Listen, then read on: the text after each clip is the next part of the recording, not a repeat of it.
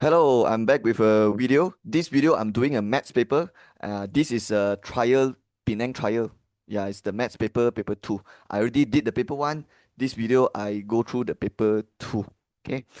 Okay, I want to mention if you're all interested to gain early access to all my trial videos, you can join my member. All the link is in the description. All right. And if you want more of this, please hit the subscribe button. Okay. Okay, with that being said, let's get started. Okay, so the formula I'll skip. Okay, bahagian A, jawab semua soalan. Number one. Soalan A, write the negation. Alright, I know which chapter already. This word only comes out in Form 4, Chapter 3. Negation in Bahasa Melayu is called penafian.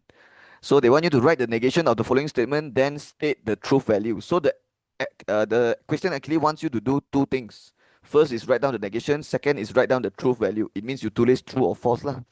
Okay, let's read the statement. 12 is the highest common factor, HCF, of 28 and 42. Okay, first step is write the negation. So did they give me space here? All right, yeah. Okay, I'll just do it up here lah. So the negation, how you do negation? Negation, you have to use the word no or not. And what happens when you do negation? The truth value of the statement will change. So for example, if the original statement is true, after you do negation, you become false. But if the original one is false, after you do negation, you become true lah. Okay. Okay, so 12 is the highest common factor of 28 and 42. Okay, let's not think about whether it's true or not first. Let's do the negation first. So I think I will put the word not here. Right? So the negation will be what? 12 is not the highest common factor. So 12 is not the highest common factor bracket HCF of 28 and 42. So this is the negation answer. Okay. And the next part is they want you to state the true value. Nyatakan nilai kebenaran. So kita kena tulis true or false lah. So I have to write here. If it's true, I write true. If it's false, I write false. So let's talk about highest common factor. Okay. So 12 is the highest common factor of 28, 42. All right. First, you need to know what is factor lah. If you don't know what's factor, you can't do this question, obviously, right? So what is factor? Factor, bahasa Melayu is faktor, and factor means, for example, if I want to find a factor of a number, for example, I want to find factor of 28, right? We have to think about what number times what number gives us 28. Yeah. So factor is basically what? It's basically a number that the factor of 28 will be a number that 28 boleh bahagi. So we just think about what number times what number gives us 28 lah. So 1 times 28, 2 times 14, and then 3 cannot, 4 times 7, and then 5 cannot, 6 cannot, 7 repeatedly. So what is the factor of 28? 1, 2, 4, 7, 14, 28. That's the answer, right? But the statement here says 12 is the highest common factor for 28 and 42, and obviously it's false, because did you see 12 here? No, no. And what is the meaning of common? Common factor means it means 12 is the common factor of 28 and factor of 32 at both at the same time, and it's the highest common factor, which is not true, because 12 is not even the factor of 28. If 12 is not even the factor of 28, then automatic 12 can't be the highest common factor for 28 and 42. You understand me, right? So let's think about what's the highest common of 38, 42, right? If 12 is not the highest common factor, then what's the highest common factor? Okay, I'll teach you the way to do it. You can use this method. You can write 28, 42, and then you draw a line like that, and then you start to divide. You start to divide, but make sure when you divide by a number, make sure both these numbers can divide. So 28 and 42, they both can divide by 7. Yeah, 7 times 4 is 28, 7 times 6 is 42. And then you just keep going, just keep going until you reach a point where you can't divide anything. Okay, 4 or 6, they both can divide by 2. So do that. 4 divided 2 is 2, 6 divided 2 is 3. And you realize 2 and 3, you cannot divide with anything anymore, because 2 and 3, they are both prime numbers, right? So you're left with this, right? So what is 7 times 2? 14. That means 14 is the highest common factor of 28 and 42. Yeah, because 28 can divide by 14, and 42 can also divide by 14. So the highest common factor of 28 42 should be 14, not 12. So the statement here is false lah. The statement here is false, But what the question asks for is the true value of the negation. So the negation says 12 is not the highest. So this is true. Yeah, because the original one is false, so the negation would be true. And if you read again, 12 is not the highest common factor of 28, 42. Yeah, it's true. 12 is not the HCF. Okay, 14 is the HCF, not 12. That is why this is true. Okay, and that's how I would do the A question. Okay, so this is worth 2 marks. So I guess the negation is worth 1 mark, and then the true value is worth 1 mark lah. Okay, that's all. All right, B. Determine whether the following argument is valid and sound. Justify your answer. Okay, when they ask you to determine valid and sound, it means they want you. It means it's a deductive argument. Yeah, it's a deductive argument, right? So a deductive argument, it can be valid. It can also be not valid, right? It can be valid. It can also be not valid. Or sometimes some students will say invalid, which is the same thing, lah. Okay, if it's valid, it can be sound, but it can also be not sound, right? Sound means munasabah. Huh? Okay, not sound. Okay, but if it's not valid, then it has to be not sound. Okay, it has to be not sound. And we always have to check it's valid or not valid first. Yeah, always check this first. Don't check sound, not sound first. Huh? Check valid or not valid first. And if it's not valid, automatic, it will be not sound already. No need to think already. Okay. Okay, let's talk about how to macam mana nak tahu dia valid or not valid. So valid, not valid. Kalau dia valid, it has to comply with form number 1, number 2, or number 3. Okay, what is the meaning of comply? It means dia kena ikut form number 1 or form number 2 or form number 3. There's only 3 valid form of deductive argument. Tiga sahaja. Okay, and if it comply with the 3 valid deductive argument, then we say it's valid lah. So what if it does not comply? Does not comply with 1, 2, 3. Then we say it's not valid lah. Dia tak ikut format, right? And I hope you all are aware of the 3 format. Okay, the first one is all A are B, C is A, C is B. Second one, if P then Q, P is true, Q is true. Third one, if P then Q, Q is not true, P is not true. Yeah, those are the 3 valid form of deductive argument. Okay, okay, let's talk about macam mana nak tahu sound not sound. Okay, sound is when all premise and conclusion are true. But if not all premise and conclusion are true, it means if let's say one of it is false, then it's not sound lah. Okay, but I told you just now, if it's not valid, automatic, you have to write not sound. Okay, okay, so they say determine whether the argument is valid and sound, justify your answer. Okay, this is not your answer. This is just a notes. This is just my notes for you. So now I'll write the answer for B. So for B answer, I write here. So let's go through. Premise 1, all multiple of 2 is multiple of 4. Okay, the moment I see the word all, I know the only chance it can be valid is the form number 1 lah. Because only form number 1 has this one, right? So what I will do, I will underline this, and I'll underline this, and I call this AB. Okay, so definitely it won't be form number 2 or form number 3 already, because form number 2, form number 3 dia ada perkataan if then, jika maka. Ini tak ada kan? So all is definitely form number 1, but we still have to check premise 2 and conclusion, because we don't know whether they got comply with the form or not. So let's see, 22 is a multiple of 2. Okay, 22, this is a new how to say, it's a new element, right? It's not inside the premise 1, so let's call this C, right? And it says C is a multiple of 2, so C is A lah. And then 22 is C is multiple of 4, this is B.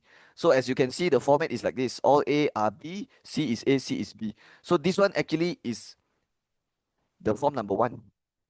Yeah, the other comply, the other ikut form number 1. So we say this is valid. Okay, this is valid. Sebab dia ada ikut form, right? Okay, what if I change the question? Here I write 22 is a multiple of 4, and then the conclusion I write 22 is multiple of 2. Then it's not valid already. Then it's not valid, not sound already. You know why? Because the format mesti dekat premise 2 dia mesti C is A, and then baru C is B. Okay. Yeah, that's why I underline it. Check whether the other ikut or not the form. So this one is valid lah. Okay, after you write valid, we have to check whether it's sound or not sound. So sound not sound, you have to check whether the premise and conclusion, whether all these are true or not. So the first one, all multiple of 2 is multiple of 4. This is false already. Because multiple of 2 is 2, 4, 6, 8, 10, right? And as you can see, not all is multiple of 4. 2 is not multiple of 4, 6 is not multiple of 4, 10 is not multiple of 4. So yeah, this is false. And if one of these is false, then automatic is not sound. So it's valid and not sound. But for the not sound, I will write down here. Because later they ask us to justify. So we have to give a reason for why it's valid and give another reason for why it's not sound. That's why I write like that. I never write side by side. Okay. So let's write the reason for why it's valid lah. So why it's valid? Yeah, because they are the equal format. So I write here valid because the argument, or you can say this argument, and then use this word comply. Comply means got follow lah, follow or ikut. Comply with a valid form of deductive argument, and you can actually mention which form here comply. The form number one, right? So you can say um, comply with a valid form of deductive argument. Deductive argument, which is form number one. Which is form number one. And then for the one, we use the Roman one, like that. Okay, so there's only three valid form of deductive argument, and this one they got comply with the first one, so we say it's valid. Okay, now for the second reason, we have to mention why you say it's not sound, right? Okay, why just now you say not sound? Because the premise one is already false, right? So not sound because not all premises and yeah, just starting from here, not all premises and conclusions are true. Okay. Okay. Of course, you can mention also which premise is false. Like for example, this one premise one is false. Premise two is true. Conclusion is false. Yeah. 22 cannot divide 4. So you can actually mention also like, oh, because premise one and conclusion is false, can also. But I think if you write like this, is good enough already. Yeah. If you write like this, is good enough already. Not sound because not all premise and conclusions are true. Okay. For the reason, yeah, this is good enough. Okay. That's all for my question one. I will move on. Okay, let's do number 2 together. Diagram 3 is a pie chart showing the number of mangosteens eaten by 4 students. So 4 students, Ahmad, Siva, Kenny, Mandip. Ahmad eat 12, Siva eat 10, mangosteen, Mandip eat 20, Kenny 18. Soalan A, calculate the mean number of mangosteens eaten by students. Okay, the formula for mean is you take the sum of data divide with n. X is the data, n is the bilangan data. Okay, the bilangan data, or you can say frequency. Okay, okay, but this one won't be frequency lah because it's not a group data. Okay, so yeah, just bilangan. Okay, they actually the keyword here is eaten by a student, so we have to find like average one student eat how many. Mean is like average, right? So if you want to know mean average satu student makan berapa, you just take all this add together and divide by 4 lah. You faham kan? Yeah, because got 4 person and all 4 person, of course I know they eat different amount of mangosteens. Okay, they eat different number of mangosteens, but I'm trying to find the mean, the average, like secara purata lah. So averagely, like how many one student eat. So it will be 12 plus 10 plus 18 plus 20, which is the total mangosteen eaten by all 4. Divide by 4 to get the average. Okay, the average value. So you tekan this, you will get the answer 15. So that's the mean answer. Now B, the angle of sector that represents Kenny. Kenny is here, so I want the angle of sector. Okay, if they want percentage, you times 100. If they want angle of sector, you times 360. So 18, find out the probability first. So for Kenny, it will be 18 over the total number, which is, okay, 60. Okay, yeah, the total is 18 plus 12 plus 10 plus 20 is 60. Okay, okay, 18 over 60 is the probability of Kenny, but you want to convert to angle, right? Yeah, the sudut. So to convert to sudut, just times with 360 degrees. Okay, if you want percentage, you times 100 lah. Okay, if you times this, you will get 108 degrees. That means Kenny in angle is 108. All right, this question is quite easy. That's all right. Okay, that's all. Okay, number 3. Diagram 4, O is the center of circle with radius 3 cm. Okay, I should label this 3 cm. So radius means from the center, tarik the side of the circle. So O to R 3, O to P also 3. Okay, they already read for me, but I write again. And then O to this one is also radius, right? So this is also 3. Okay, and I saw something already. Look at this triangle. What is this? It's an isosceles triangle, right? Because the 3 sama panjang mah. This side and this side same length already. So if this side same length means This is an isosceles triangle, and it also means this angle and this angle will be the same. So here is 25, here is 25 also. And you can take 180 minus 25, you get 130, right? And now you can find x already. So x is 180 minus 30, which 130, which is 50. Okay, and I haven't even done reading the question. I just read until here, then I realize already I can find all these things, right? But it's okay lah. Just find it now lah. If later they want to find it, I don't have to find it already because I find it. Okay, let's keep reading here. ROS is a straight line. Where is it? ROS straight line. Yeah, I know. That's why I take 180 minus 130 to get the 50 lah.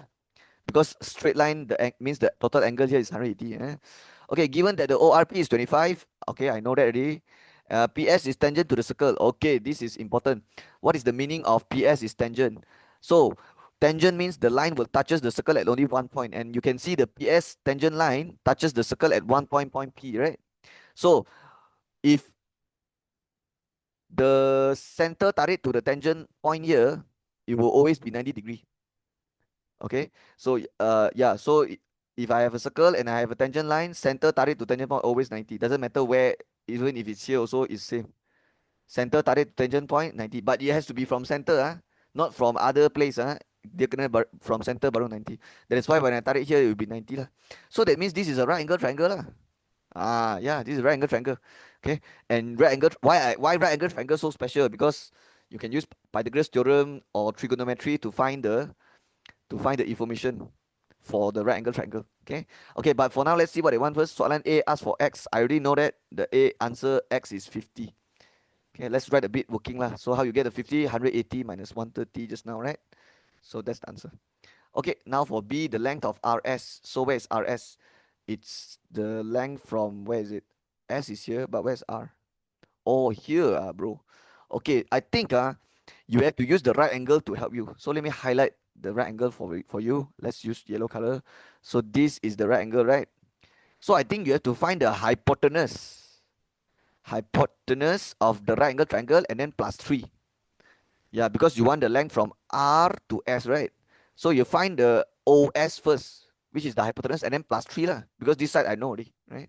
But how do you find the hypotenuse? Well, can you use Pythagoras theorem? No, because Pythagoras theorem, if you have the remaining two side, then can lah. If you have this side and this side, then you can just take this number square plus this number square and then square out the whole thing. Okay, yeah. So Pythagoras theorem you can only use when you have the apa? You have the other two sides. Okay, so obviously you cannot use Pythagoras theorem. Then what you can do? You can use the trigonometry, SOHCAHTOA. Okay, we can use SOHCAHTOA to help me find the hypotenuse, right? So I'll write down here SOHCAHTOA. Okay, but when you use SOHCAHTOA, it has to involve an angle. So which angle you have inside this right angle triangle? Well, actually we have the 50, and we actually have here also. The 90 cannot.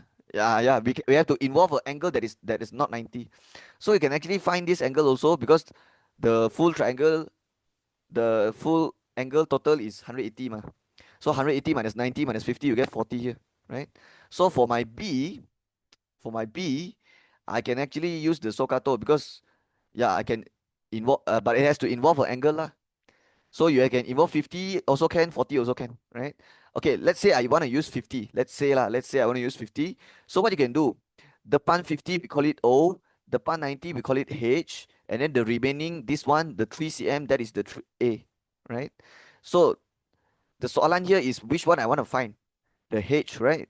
The H. And if you want to find the H, and which side I have, the A, right? The A, the O I don't have. So if I use SOHTOA, mesti I sangkut one, because O pun tak ada, H pun tak ada, macam mana nak buat? This one also O pun tak ada, and then A ada. So cannot lah, because if I use tangent, I'm trying to find H. So takkan lah guna tangent, betul lah. I'm trying to find the H mah. So this one gone lah, this one cannot. So the only way is to use cos lah, because I want to find H and I have the A adjacent. Yeah, so that's the only way to use cos. So I'll write here cos, and the angle involved is 50 degree equals to adjacent or hypotenuse. And the adjacent I told you already is 3, and the hypotenuse would be the side of O to S, like that. And you can find OS easily like that, right? Okay, another way to do it is you can also involve the angle 40. But if you involve angle 40, then it will be different already, because if you use 40, your opposite will be 3. Your opposite will be 3. But your H is still here, but your O becomes your A becomes down here already. Okay?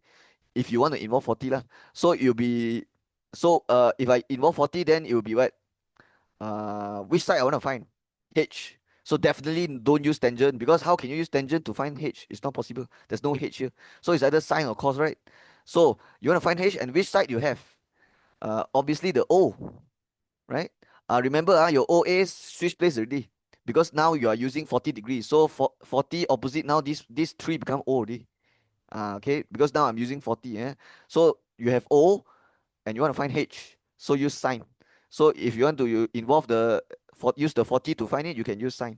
But if you use sine, it will be O over H. So O is 3, and then the hypotenuse is OS. Okay. Okay, both these methods will give you the same answer. So let me tell you how to press.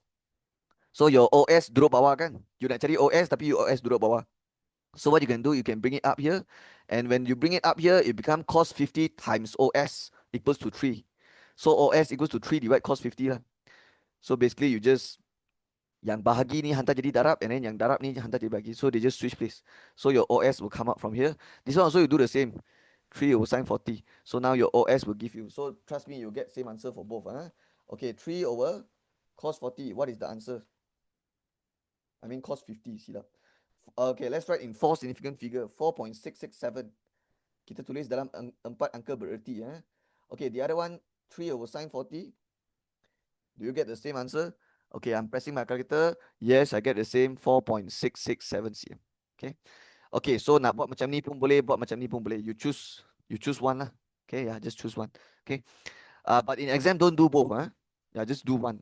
I'm just explaining it to you so you know all the possible way to do it. Okay. Wait, it's not over yet. The soalan asked for RS. So it's not done yet, because this is just OS. So RS is actually the OS 4.667 plus with 3. Okay, plus with 3. Okay. Now what? Now we just tekan answer plus 3, so 7.667 cm. Okay. So that's the answer. All right, that's all. Okay, number 4. All right, what chapter is this? Asia, claim, company, insurance. Okay, this one is Form 5, chapter 3, and it's under motor insurance. Okay. Okay, let's just scroll down and see what's here. Okay, understand already. Okay, okay. All right, let's talk about the notes for the motor insurance first. Wait, I think I can open my notes for you. So yeah. So this is the notes for my own students, but I'll let you refer the notes for motor insurance. Uh, oh, it's not here. Okay, it's okay. I'll just write it for you now. Uh, okay, I'll just write it here, down here. Okay, let me.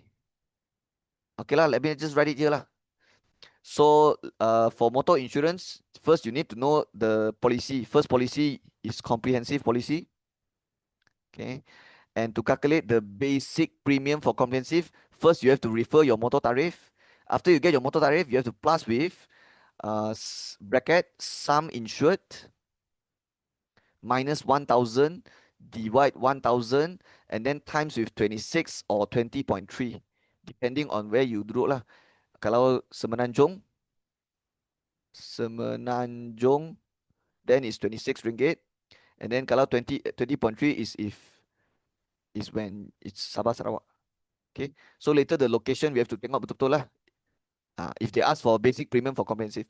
And then the gross premium GP is just the basic premium minus with the NCD percentage. Okay. So that's how you do it for comprehensive. Next policy is the third party fire and theft. Third party fire and theft. Pihak ketiga, kebakaran dan kecurian. Okay, for third party fire and theft, the basic premium, you cannot refer motor tariff. Yeah, because your motor tariff don't have. I'll show you the motor tariff. So this is how the motor tariff looks like. As you can see, there's comprehensive, there's third party for Peninsula. And then comprehensive third party for Sabah Sarawak. Dia tak ada pun third party fire and theft. Okay. Third party and third party fire and theft is not the same thing. Third party fire and theft is not the same thing. Dia bukan benda yang sama. So third party fire and theft, you cannot refer your motor tariff. So it has its own formula. Dia ada formula dia sendiri yang you kena hafal. The formula looks like this: 75% multiplied with basic premium of comprehensive. That's how you calculate basic premium of third party fire and theft. So 75% times with basic premium of comprehensive. But sir, how to find basic premium of comprehensive? This one lah. This is how you calculate the basic premium of comprehensive. Okay. It means if the question asks for third party fire and theft, you have to find basic premium of comprehensive first. And then times with 75%. You have to do this step first. Okay. Okay, what about the gross premium? Take the basic premium minus NCD. Okay, for the last one, this is the easiest one to calculate, the third party. Okay, this one you can refer your motor tariff. Okay, your basic premium will be just refer your MT motor tariff and then done already. Yeah, no need to plus anything, no need to minus times anything, because from your motor tariff, automatic the third party value will be the full value already, will be the basic premium already. Okay, it's just the comprehensive value is for the first 1,000. Yeah, for comprehensive value, the rate charge is for the worst 1,000. That is why the comprehensive policy, after you refer motor tariff, you still have to plus with like the sum insured minus 1,000, divide 1,000, and then all these things lah. But the third party, you don't have to do that. After you get your motor tariff, automatic, that's the basic premium already. And then to get the gross premium, same like just now, take your basic premium answer minus NCD, right? Okay, this is everything you need to know for motor insurance, right? If you don't know this, you will struggle during the SPM. Okay, yeah, all this you need to know. So if you want to take a screenshot, or you want to pause and write it down, or you want to pause and memorize it now, yeah, you can do that. Okay, okay, I'll go back to the soalan now. So who's the main character in this story? Jimmy Neutron. Let's go, Jimmy Neutron. Okay, sorry. Okay, Jimmy has an Asia car for personal use in Sabah. Sabah. So later, if I need to find the comprehensive basic premium, I need to take 20.3. Okay, only if they ask for comprehensive. If they never, if like let's say they ask for third party only, then you don't have to care about that. Okay? Okay, his car never made a claim from the insurance company. Given the car information is as follows. Okay, what's the meaning of never made a claim? It means throughout the whole period he buy the motor insurance, there's no accident. Okay, yeah, he never made a claim, means he never made any claim that, yeah. So if there's no claim, what's the meaning? It means you will get the NCD discount, right? NCD stands for no claim discount. It means you only get this discount if you don't claim. If you don't claim, so if you don't claim, they will award you, they will give you like a award, like, and this award is like to award you like for being a good driver, like, oh, you so good, you don't get into accident, so you get the 30% discount. So the NCD no claim discount is when you don't claim, when you don't get into any accident. There's not, no, how to say, no accident happen lah. So you get the NCD. But what if there's accident? Then the 30% gone already. You don't get the discount here already. Okay. Okay. So the what it means here, never make claim, is trying to tell you the NCD 30% boleh ambil. Macam tu. Okay, given the car information as follow. The age of car is useless. This one no need to no need to see one. Just cut it out. Engine capacity. Okay, this is important because when you refer motor tariff, you need to look at the CC, and then the NCD. This is also important because you need that to find the gross premium.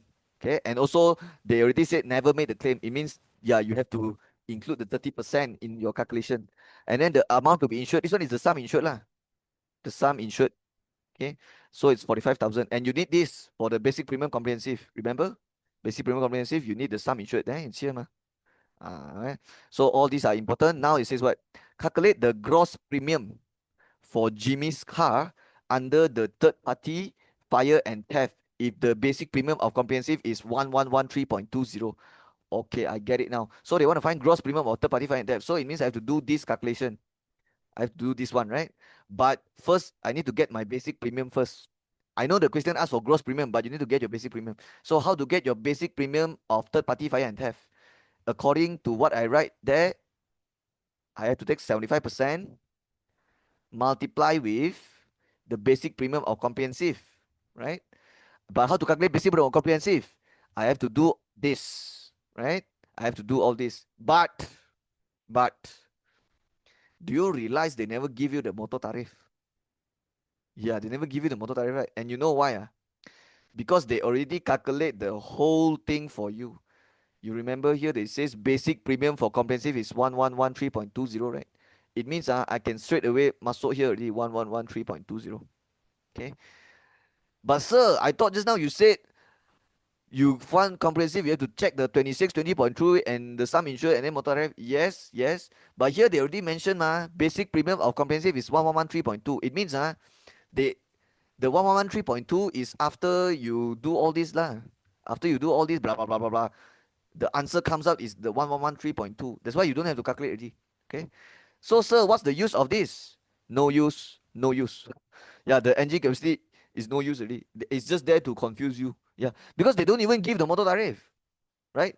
If they want you to refer motor tariff, they will give you the motor tariff. Eh? Yeah, this one no need to refer because they already give you straight away the basic premium of comprehensive. They already calculate siap for you already. And the sum insured also we don't use it. Okay, but the NCD will use it later for the NCD for the gross premium. So now I just have to press this. So you will get what 834.9. But I have to write RM because this one is like premium. So next step is to calculate the gross premium ataupun premium kasar. So macam mana nak cari premium kasar? Just take your basic premium answer 834.9 minus with the discount and you get full discount 30%. So I will minus 30 over 100 multiply with 834.90. Okay.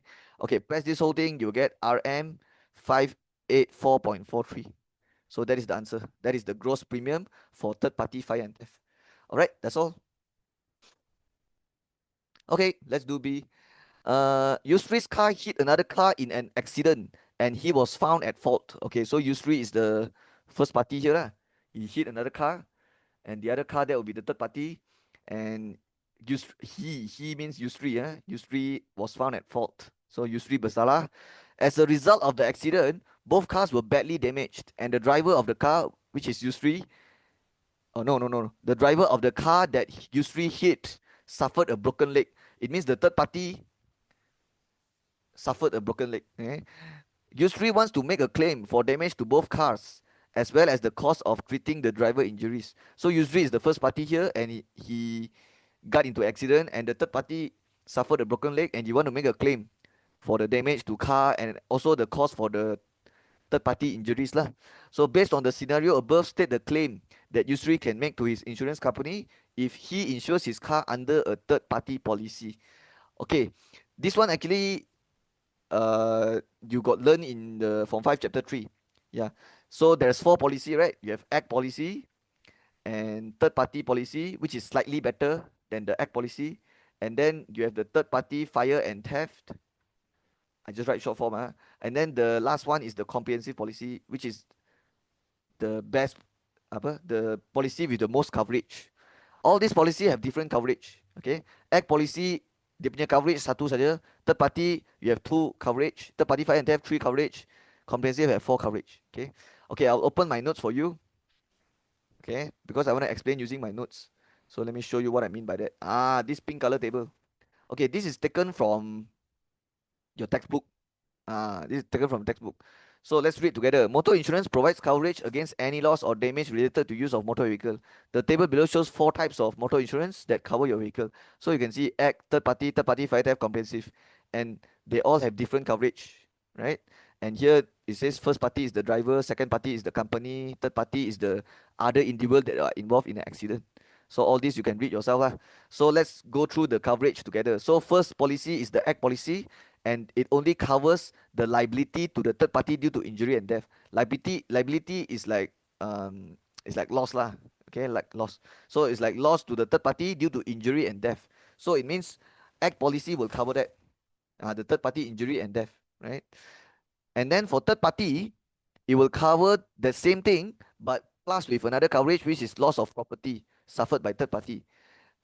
Just now is loss due to injury, death. This one is loss of property. Property means like the third party punya rumah or the third party punya kereta, something like that, right? Property means the third party punya barang, dia punya barang. It means your car go and langgar dia punya rumah or kereta or whatever lah. The first one tadi is third party punya injury, death. Okay, that's third party. So only cover yes only. The rest all no. This one also no. Okay, for third party fire and theft, dia tambah lagi satu coverage lah. Yang tadi ada tambah lagi satu, which is loss to own vehicle due to accidental fire or theft. Yeah lah, because it's in the name already. It's third party fire and theft. So of course you will have the accidental fire and theft coverage. Okay, and then comprehensive is yes, yes, yes, yes, semua ada lah. Loss and damage to own vehicle due to accident. Okay, so if you buy comprehensive, you will get covered for this loss and damage to own vehicle due to accident. It means your own vehicle punya rugi and also all the damage. Yeah, the comprehensive will cover. Right? Okay, so the risk covered is loss or damage to vehicle. Okay, and the risk not covered is the injury and death of driver and passenger of insured car. What means here is the motor insurance will never cover the injury and death of the first party. Yeah, even if you buy the comprehensive also, they will not cover the first party injury death. It will only cover the lot the even the comprehensive policy only covers the loss and damage to own vehicle. Okay? Yeah. So the motor insurance will not cover the injury and death for the first party. But for the third party, yes. Third party, yes. Okay. Okay, so with that being said, now we can go back to the soalan. This guy bought what? Third party policy, right? Yusri bought the third party policy. That means he will get covered for what? What's the coverage for third party policy? First one, liability. Liability suffered by third party due to injury and death, right? Okay, I'll follow the exact words they use here. Yeah, liability to third party due to injury and death. So liability to third party, third party due to injury and death. Due to injury and death. Okay.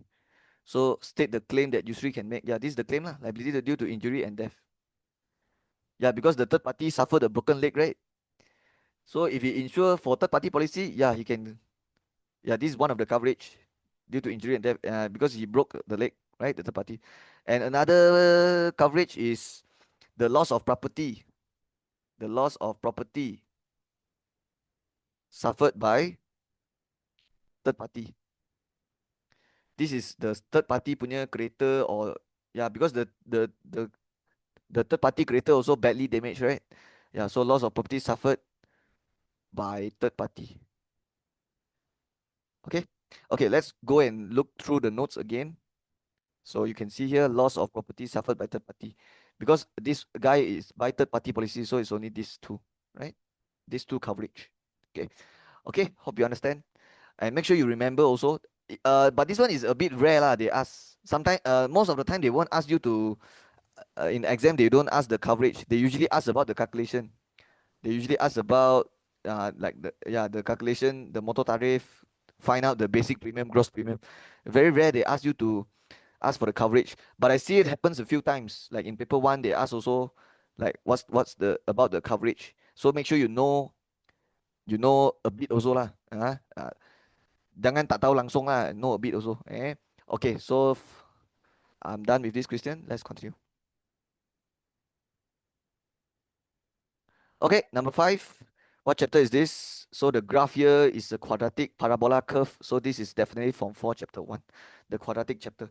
Let's go. Diagram 7 shows a part of graph of quadratic function fx equals negative a bracket x minus m bracket x minus n with m lesser ataupun smaller than n.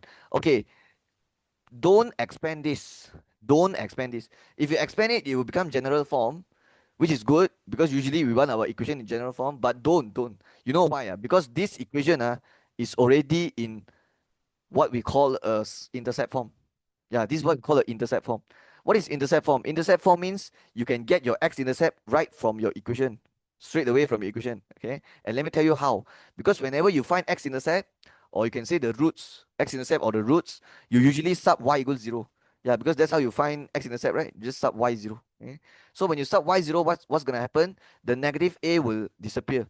Because the negative a will move here, become divide negative a. And when this is 0, 0 divide negative a will be 0. So you end up with what? You will end up with x minus m. Okay, sorry.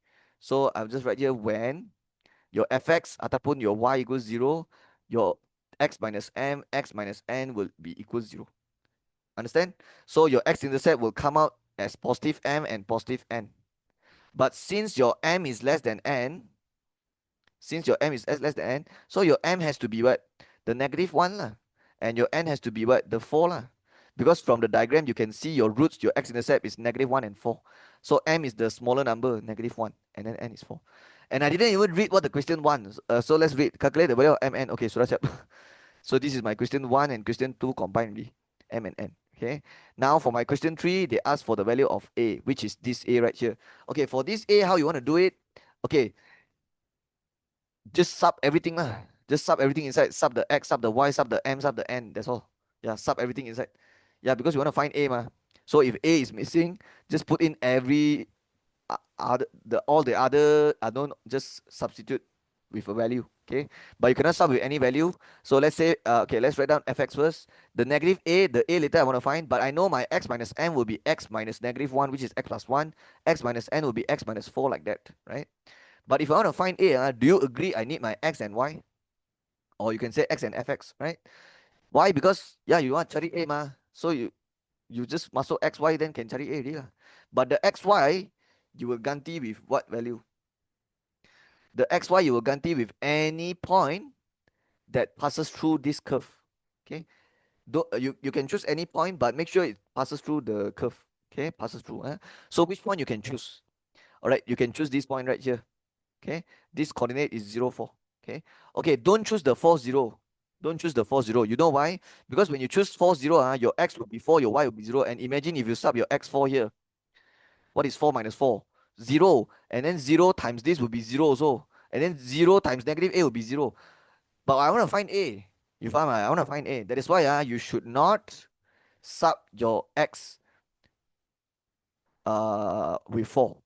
And also don't start with negative 1, because the same thing will happen here. You'll get 0, and then later 0 multiplied with negative a will give you 0, and that doesn't help us to get a, right? So we have to make sure we sub this point. This is the only point we can use, because the other 2 points here, I sub, my a disappear. But I'm supposed to find it. I'm not supposed to make it disappear, right? I'm supposed to find the a. So I think I will start with this. So my x will be 0, my y will be 4. Okay, fx and y is the same thing. So 4 equals to negative a bracket bracket. What is x plus 1? 0 plus 1, because your x is 0, and then here is 0 minus 4. And let me tell you why you can substitute the point like that, is because the other passes through. The point got passes through the curve. As long as the other passes through, memang you boleh ganti masuk macam tu dalam equation. Okay, now you can find your a. 0 plus 1 is positive 1, but you have to multiply with negative 4 here. So you get negative a times negative 4, right? But I'm trying to find a. So what I'll do, negative a times negative 4 is positive 4a equals 4, so your a is 1. So a is 1. Okay, that's how you do the question 1, 2, 3. Now it's time to do B. State the equation of axis of symmetry. Yeah, this one easy. This one. Okay, got 2 methods. Yeah, in mathematics, you learn that there's 2 methods to find the equation of axis of symmetry. The first method you learn is you take the roots ataupun the x-intercept, the roots, add together and then divide by 2. Okay, the roots tambah and then divide 2. Okay, but sometimes you don't have the roots. And if you don't have the roots, then you have to use the second method, right? But this one, you have the roots. It's in front of you. Very clear here, negative 1 and 4. Those are the x-intercept. So the axis of symmetry will be the both roots add together and then divide by 2. Yeah, because you're trying to find the middle. So if you have the roots, just add together, divide 2, right? So negative 1 plus 4 divide 2 is 3 over 2. But you have to write x equals, because this is equation of a line. So equation of line, you can't just write 3 over 2. It has to be x equals 3 over 2. Meaning the axis of symmetry will be a vertical line cut down like that, cuts the graph downwards, and this will be 3 over 2. That's what it means. Okay, but sometimes there are curves that don't have roots. You find there is curve that don't have roots, and when the curve don't have roots, you cannot use this method. You have to use another method. That's why I will show you the other method also. Okay, the other method is you use this formula, negative b over 2a. Yeah, this is a very quick formula, and it can help you get the axis of symmetry quickly. That's the formula, x equals to negative b over 2a. So how to use this formula is very simple. Just sub the b value and just sub the a value like that. But you need to make sure you know your a and b value lah, and you will get your a and b value from your general form. But do you have the equation in general form? No. Okay, but I do have my full equation, but it's not in general form, but we can just write it. So negative a will be negative 1, and then multiply with x minus n, which is x minus negative 1, x plus 1, and then x minus 4. So if I want in general form, I can expand this. Okay, the negative 1, I'll leave it first. I'll expand this first. X times x, x squared, x times negative 4, negative 4x, plus with 1x is negative 3x, plus 1 times negative 4, negative 4. And then the negative one expand also, you can negative x squared plus 3x plus 4. And it makes sense because when a negative, you get a shape like that, like a set face, right? Okay, after you're done with your general form, now you can start with it lah. What's your b? B is the number before x. Or you can say the perkali for x, the coefficient of x is 3. And then the a is the coefficient of x squared. The number before x squared is negative 1. And as you can see, you get the same, negative 3 over negative 2, 3 over 2. Right? Yeah, so both method works. Of course, this question, this method will be way faster lah. Okay, but you need to, I need to make sure you all know this other method also, because sometimes the equation, they don't give you the roots, or maybe they don't have roots. Yeah, there's a quadratic equation that don't have roots, and for those no roots, you have to do it like that, right? And if you want to do it like that, you have to get your B and A from your general form. Okay, okay. So hopefully you get what I'm saying, and make sure in exam don't do both method lah. Just choose one to do is enough. Okay. But I guess you can use the other method to check your answer lah. If you know both method, right? Because you'll be more confident if you know two method, right? Because if you do both method, you get the same answer, then you know for sure you do it right already. Okay. Okay, that's all. Okay, number 6. This is a low form chapter. It's called graph of function. So complete table 1 for the value x equals negative 1. Okay, later I'll complete this. Which satisfy this equation. Okay, this is called a cubic equation, because the highest power of x is 3, so it's a cubic equation. So for cubic equation, the curve will look like this, or it can be like this, right? Depending whether your a is positive or negative lah. Okay, if your a is positive, it will look like this, and then this one is when your a is negative. So obviously this one your a is positive, so it will look like this. Okay, so later this is how it looks like. Okay, okay. Hence, draw the graph of y equals x cubed minus 11x plus 2 for the x range in between negative 3 and 4. So that's why they want the first point, the x coordinate to be negative 3, the last one to be 4. Okay, good. Okay, I think now I have to find this. Okay, very easy, ma. This one just sub the x negative 1 inside. So y equals to bracket power 3 minus 11 bracket plus 2, negative 1, negative 1. Okay, press all this in your calculator and you will get 12. And now you can plot all these points and then draw the whole thing. Okay. Uh, Let me think. Negative 3, 8. Where is that? Okay, this is definitely negative 3. Yeah, because negative 1, negative 2, negative 3. And then 8. Where's 8? Okay, 10. If I turun 2 kotak is 9. And then if turun lagi 2 is 8. Okay. You know how I know turun 2 kotak? Because the difference here is 5. Yeah, 10 minus 5 is 5. And there's 10 kotak. So if I want to know satu kotak, satu box berapa, I take 5 divide 10. So 5 divided 10 is 0.5. That means if I turun satu kotak, I have to minus 0.5. But if I turun 2 kotak, I have to minus 1 lah. Because 0.5 times 2 is 1. So 10 turun 2 kotak is 9. Turun lagi 2 is 8. But make sure you plot at negative 3. So this is the correct one lah. Okay, done with this. Now the negative 2, 16. Negative 2 is here. 15 naik 2 kotak. Because 1 kotak is 0.5. So naik 2 kotak is 16. Next one, negative 1, 12. Negative 1 is here. 12 is 10. Naik 2 kotak is 11. Naik lagi 2 kotak, that is 12. Done. Next one is 0, 2. Alright. 0 naik 2 kotak is 1. Naik lagi 2 kotak is 2. Okay, done. Next one, 1, negative 8. 1 is here. Negative 8. Let me think. Negative 8 is down here. But it's 1, right? Okay, so 1. Negative 8. Okay, negative 10. Naik 2 kotak. So plus 1 is negative 9. And then tambah lagi 2 kotak. You get negative 8 lah. Okay, 2, negative 12. 2 is here. Negative 12. What? So negative 10. Turun 2 kotak is negative 11. Turun lagi 2, negative 12. Yeah, so you have to turun 4 kotak. 1, 2, 3, 4 like that. Okay, next 3, negative 4. Okay, 3 is here. Negative 4 is just negative 5 plus 2 kotak. Yeah, because negative 5 tambah 2 kotak means negative 5 plus 1. So it's negative 4. Okay, 3.5, 6.4. Okay, 3.5, where is it? Okay, this is 3, this is 4. What's the difference here? 4 minus 3 is 1. And you will take 1 divide 10 to get one small box. So 1 divided 10 is 0.1. So this is 3.1, 3.2, 3.3, 3.4, 3.5. This is 3.5. And you have to go until 6.4. So you can naik until 5 first. Okay, I know 5 naik 1 kotak is 5.5. Naik lagi 1 is 6.0. Naik lagi is 6.5. But I want 6.4, so turun sikit lah. That means 5 have to naik 3 kotak and then turun sikit. Because when you naik 3 kotak, you get 6.5.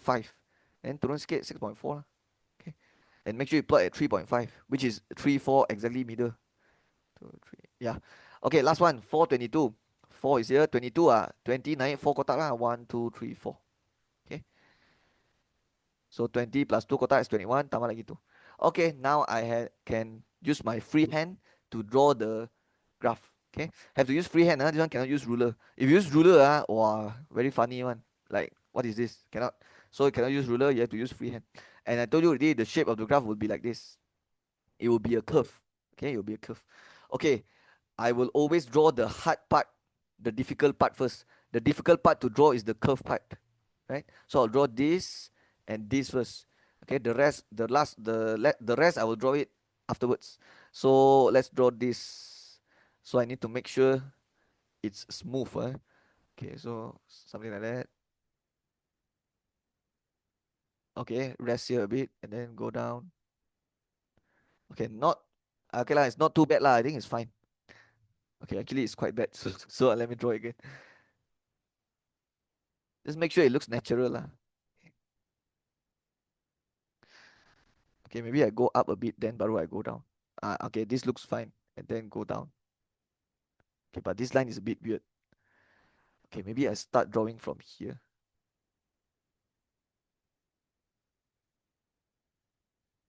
Okay lah, I think this is good enough lah. Okay, alright, and then for this part, this is also another curve part. So it goes down and then goes up. Okay, this is not nice. Draw again. Okay, you have to wait for me a bit. This one will take some time. Okay. Oh,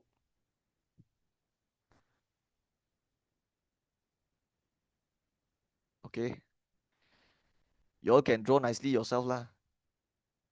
Okay lah, I think I'll just leave it like that.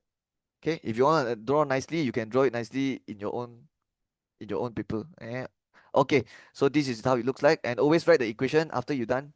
So what's the equation of the curve? Y equals negative, sorry, positive, positive x power 3 minus 11x plus 2. Okay, okay, so that's how I'll do 6. That's all, finished. Okay, let's do 7. Okay, this one is from 4, chapter 5. It's called network in graph theory. Dalam bahasa Melayu is the rangkaian dalam teori graph. Okay. Okay, draw a directed graph to represent the roads which connect a few cities based on the given information, hence determine the number of degrees of the graph. So they want you to draw a graph and then afterwards determine the number of degrees. I think what they're referring here is the sum of degree of vertex. Yeah, they want the total sum of all the degree of all vertex. Okay. Okay, before I do that, I have to draw the graph first.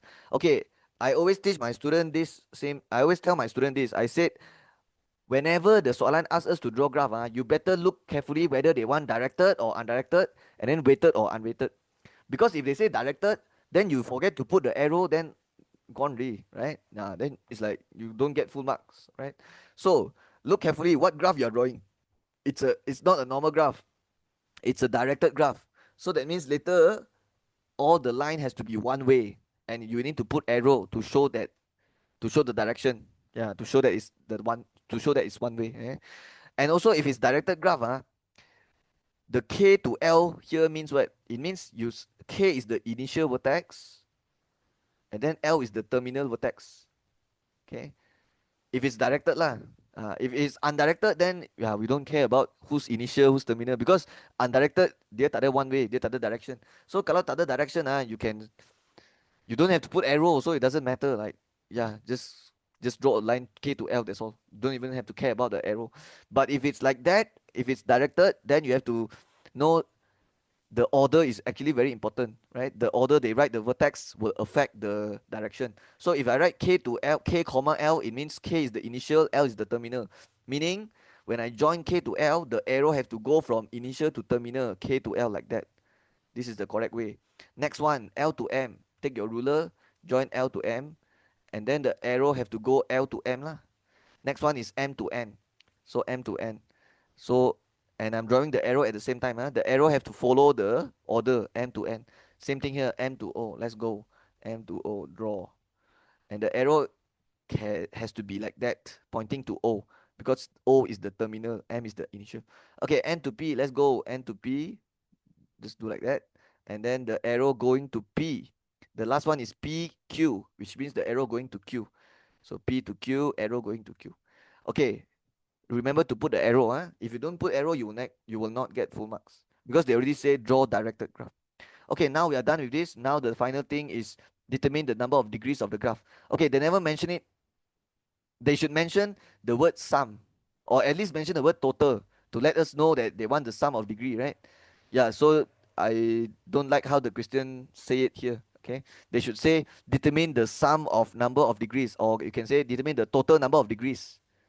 Then only we understand, right? It's talking about the sum of all the vertex degree add together, right? But they just say some number of degrees of the graph, so it's not very good.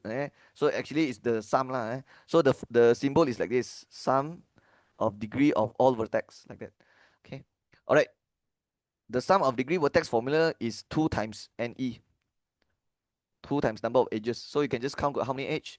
1, 2, 1, 2, 3, 4, 5, 6. So 2 times 6 gives you 12. And that's the answer.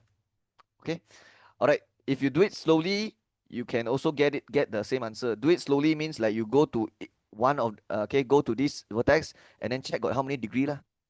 Okay, this line will have 1 degree because got one line stroke, and then this one got 2 degree because got two line connected to this, and then this vertex got 3 degree because got three, and you just do the same for all vertex and then add all the degree answer together. But if you do like that, you will get the same answer also 12. Okay, it's a bit slow lah. That's why I didn't do like that. So just remember, if they asking for no total, or you can say the sum of degree of all vertex, just do 2 times E. Okay, you will get the answer very fast. Okay, that's all. Okay, number 8. This is definitely probability because I see the tree diagram from 4 chapter 9. Okay, diagram 9 shows an incomplete tree diagram, yeah, representing watches produced by Rolex factory. So it's like Rolex but made in China. Rolex. Like, okay, why don't they call it relax? Like relax. Yeah, I would buy a watch that's named relax. Okay, I'm joking. Okay, two watches are selected at random. Okay, two. You select two watch. Given that the probability that the watch is not working, J is 3 over 14. So the probability of the watch being not working means rosak is 3 over 14. Okay, so this is very bad because there is a chance of you getting a rosak watch now. So who wanna buy in this shop? Okay, because it's like, and the probability is 3 over 14. You know what's the meaning? It means if you buy 14 watch from this shop, estimation you will get 3 rosak out of the 14. Yeah, out of the 14 watch, 3 will be rosak.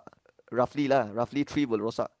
Yeah, that's what it means by the probability being 3 over 14 rosak. Okay, yeah, so very very bad kedai. Like you might get a rosak watch. Okay, complete the tree diagram in diagram 9 in the answer space. So J is rosak, so that means J prime will be so J is rosak, then J prime will be what? The one that is working lah. So I'll just put a tick like that. So like, okay, this is the watch yang tak rosak punya lah. Okay, so 3 over 14, 3 over 14. And then the probability of rosak is 3 over 14. So what is the probability of tak rosak? It will be 11 over 14 lah, because the total probability is always 1. Okay, so the probability of getting rosak not working probability is 3 over 14. So the working probability is 11 over 14. So I know this is 11 over 14 because this is the J prime. And then this one J prime is also 11 over 14. And then this one is also 11 over 14. It means this is a independent event or dependent event. It's independent. Because the second watch probability will not get affected by the first watch probability. Yeah. Dependent is when the second probability here will get affected by this. Yeah, because sometimes when you choose one, then the probability here will change, right? But this one is actually fixed. Even if you buy 5,000 watch or 10 million watch, the probability is still 3 over 14. Yeah, it doesn't change because it's an independent event. Okay, yeah, the probability will not get affected. Doesn't matter how many times you buy. Okay, so let's write down the outcome here. So it's either JJ. JJ means like buy two watch, both also rosa. And then this one is JJ prime. It means the first one rosa, but the next one is working. Okay, this one is J prime J. It means the first watch working, but the second watch rosa. And then this one is both also working lah. 11 or 14, 11, 14. Why I write 4 here? 14. Okay, I think I'm done with the A because A says complete tree diagram. So that's all. What about B1? Calculate the probability number 1, at least one watch is not working. Okay, I recommend when you do this part B, you write down the outcome. You write down the outcome. So I will leave a space here, kosong satu baris, and then I write P. P stands for probability. At least one working, right? So I'll just write at least one working, and you all know working is J prime, right? So at least one J prime. Okay, I told you to kosong satu baris here because I want you to write down the outcome. So which one is at least one J prime? This one lah, J J prime, this one and this one. So write down the outcome, J J prime, and then the next one, J prime J, and then the last one, J prime J prime. Okay. Okay. Why I want you to write this? Because sometimes they will give you marks here. Yeah, sometimes lah. Sometimes they will give you marks for the outcome. Okay. Okay. I know the question never ask you to list the outcome. Sometimes they will ask, right? But even if they never ask, also I always tell my student just write it. Just write it. Okay, just write it because it helps also for your calculation, right? Okay. Yeah. So just write the outcome here. Okay. Okay. So at least one J prime means at least one working. So this one at least one working. So it's like one J prime. This one also can. This one also can, because at least it means one or more than one. So this one is more than one working, so can also. So the only one cannot is this one lah. So what you can do, 3 over 14 times 11 14 plus with 11 14 times 3 over 14, and then plus with 11 14 times 11 14. Okay. Or you can take 1 minus the probability of JJ, because total probability is always 1. So you can just take 1, which is the total, minus with this one, because this is the only one that I cannot take, right? So just take 1 minus, right? And then the probability JJ is 3 over 14 times 3 over 14. Okay. But of course, if you do it the other way I mentioned just now, you will get the same answer also lah. Okay. Okay, what is this? You will get uh wait, did I do something wrong here? I feel like I did something wrong. At least one wash is not working. Oh my god. I'm so bad at this. Not working means rosak lah. Oh my god. So it has to be at least one J, not J prime. Because J prime is working. J prime is working. So this is wrong already. This is also wrong. Okay, so let me correct myself here. I made a careless mistake. At least one not working. It means at least one J. So this should be JJ. So this one can lah. This one boleh lah. At least one J. This one also at least one J. So can also, because it has one J. This one also can because you have one J. So it's J prime J, this one. This one cannot, because this one tak ada J. They already say has to be at least one J. So it's just these three lah. And I will use the method I showed just now, which is 1 minus the probability of J prime J prime. Okay, so let me erase this. Okay, so 1 minus, this is the only one I don't want. So I will 1 minus 11 over 14 times 11 14. So this is the correct one. Okay, I just made a careless mistake lah. I silap tengok here. Okay. Okay, press this in your calculator, you get 75 over 196. Okay, that's all. Okay, for the question 2, I will do it up here because not enough space. So I'll do it here. My B2. Okay, B2 says probability both wash are working. Okay. Okay, I recommend you to write the outcome also. Both working means both J prime. This time I look very carefully already. Working working. So J prime is the working lah. So working is this one lah. J prime probability. Okay, so after you write the outcome, then only you find the probability of J prime. Or you can write both working lah. I think it's better if I write both working. So probability of both working, which is the probability of J prime, 11 over 14 times 11 over 14. Okay. This one I will not do 1 minus, because it's just that one single only, right? Just times only lah. So 121 over 196 is the answer. Okay. This is how you should do the probability question. Okay, that's all. Let's continue. Okay, number 9. This one, looking at the graph, I know already is from 4 chapter 7. Okay, this chapter is called graph of motion. Dalam bahasa Melayu, graph gerakan. Okay. Okay, diagram 10 shows the distance time graph in kilometer per minute of a car. Oh, per minute Usually kilometer dia dengan hour, but they want it in minute. Okay, sure. So the y-axis is the distance in kilometers. The y-axis is time in minutes. So what happens this line? So you can see the first 30 minutes, the distance travel is 160 kilometer. It means what happens here? They move forward. Okay, they start moving forward. What about this line right here? The AB line represents what? You can see that the time is moving from 30 minutes to 60 minutes, but there's no change in distance. There's tak ada perubahan distance. That means this one is stop. Yeah, the car stop moving here. Or the other word they like to use is stationary. Stop or stationary. Then what about here? Okay, this one move further forward lah. Yeah, move further forward. But when you move forward here, you only move for 20 kilometers, right? Yeah, because 180 minus 160 is 20. And then until when it's here, the line go down like that. And when you go down, it means you're moving, but you're moving backwards. You're moving backwards. Okay. It means move, stop, move, and then until you reach here, from 120 minutes to 40 minutes, the car is moving, but it's moving in the opposite direction. Okay. And it's moving back to the place you start. Okay. Yeah. So this is the whole journey of the car. Okay. With that, now let's see what the soalan says. Given OABC shows the movement of car from house at Penang to Ipoh Perak. Okay, I should highlight this. So start at here, and what is this? From where? House at Penang. So the yellow color, this is Penang. Okay, and then to Ipoh, and then they say CD is the movement of a car going back to house. So the house is at Penang, right? OABC shows the movement of car from house at Penang. So OABC is this one lah. So this is from Penang to Ipoh Perak. So I will highlight and write Ipoh. Okay, so this is Ipoh like that. The red color one is the Ipoh. Okay, so as you can see from Penang, dia move, dia ada rehat sekejap, stop, and then move sini sampai Ipoh, and then here he move back to Penang.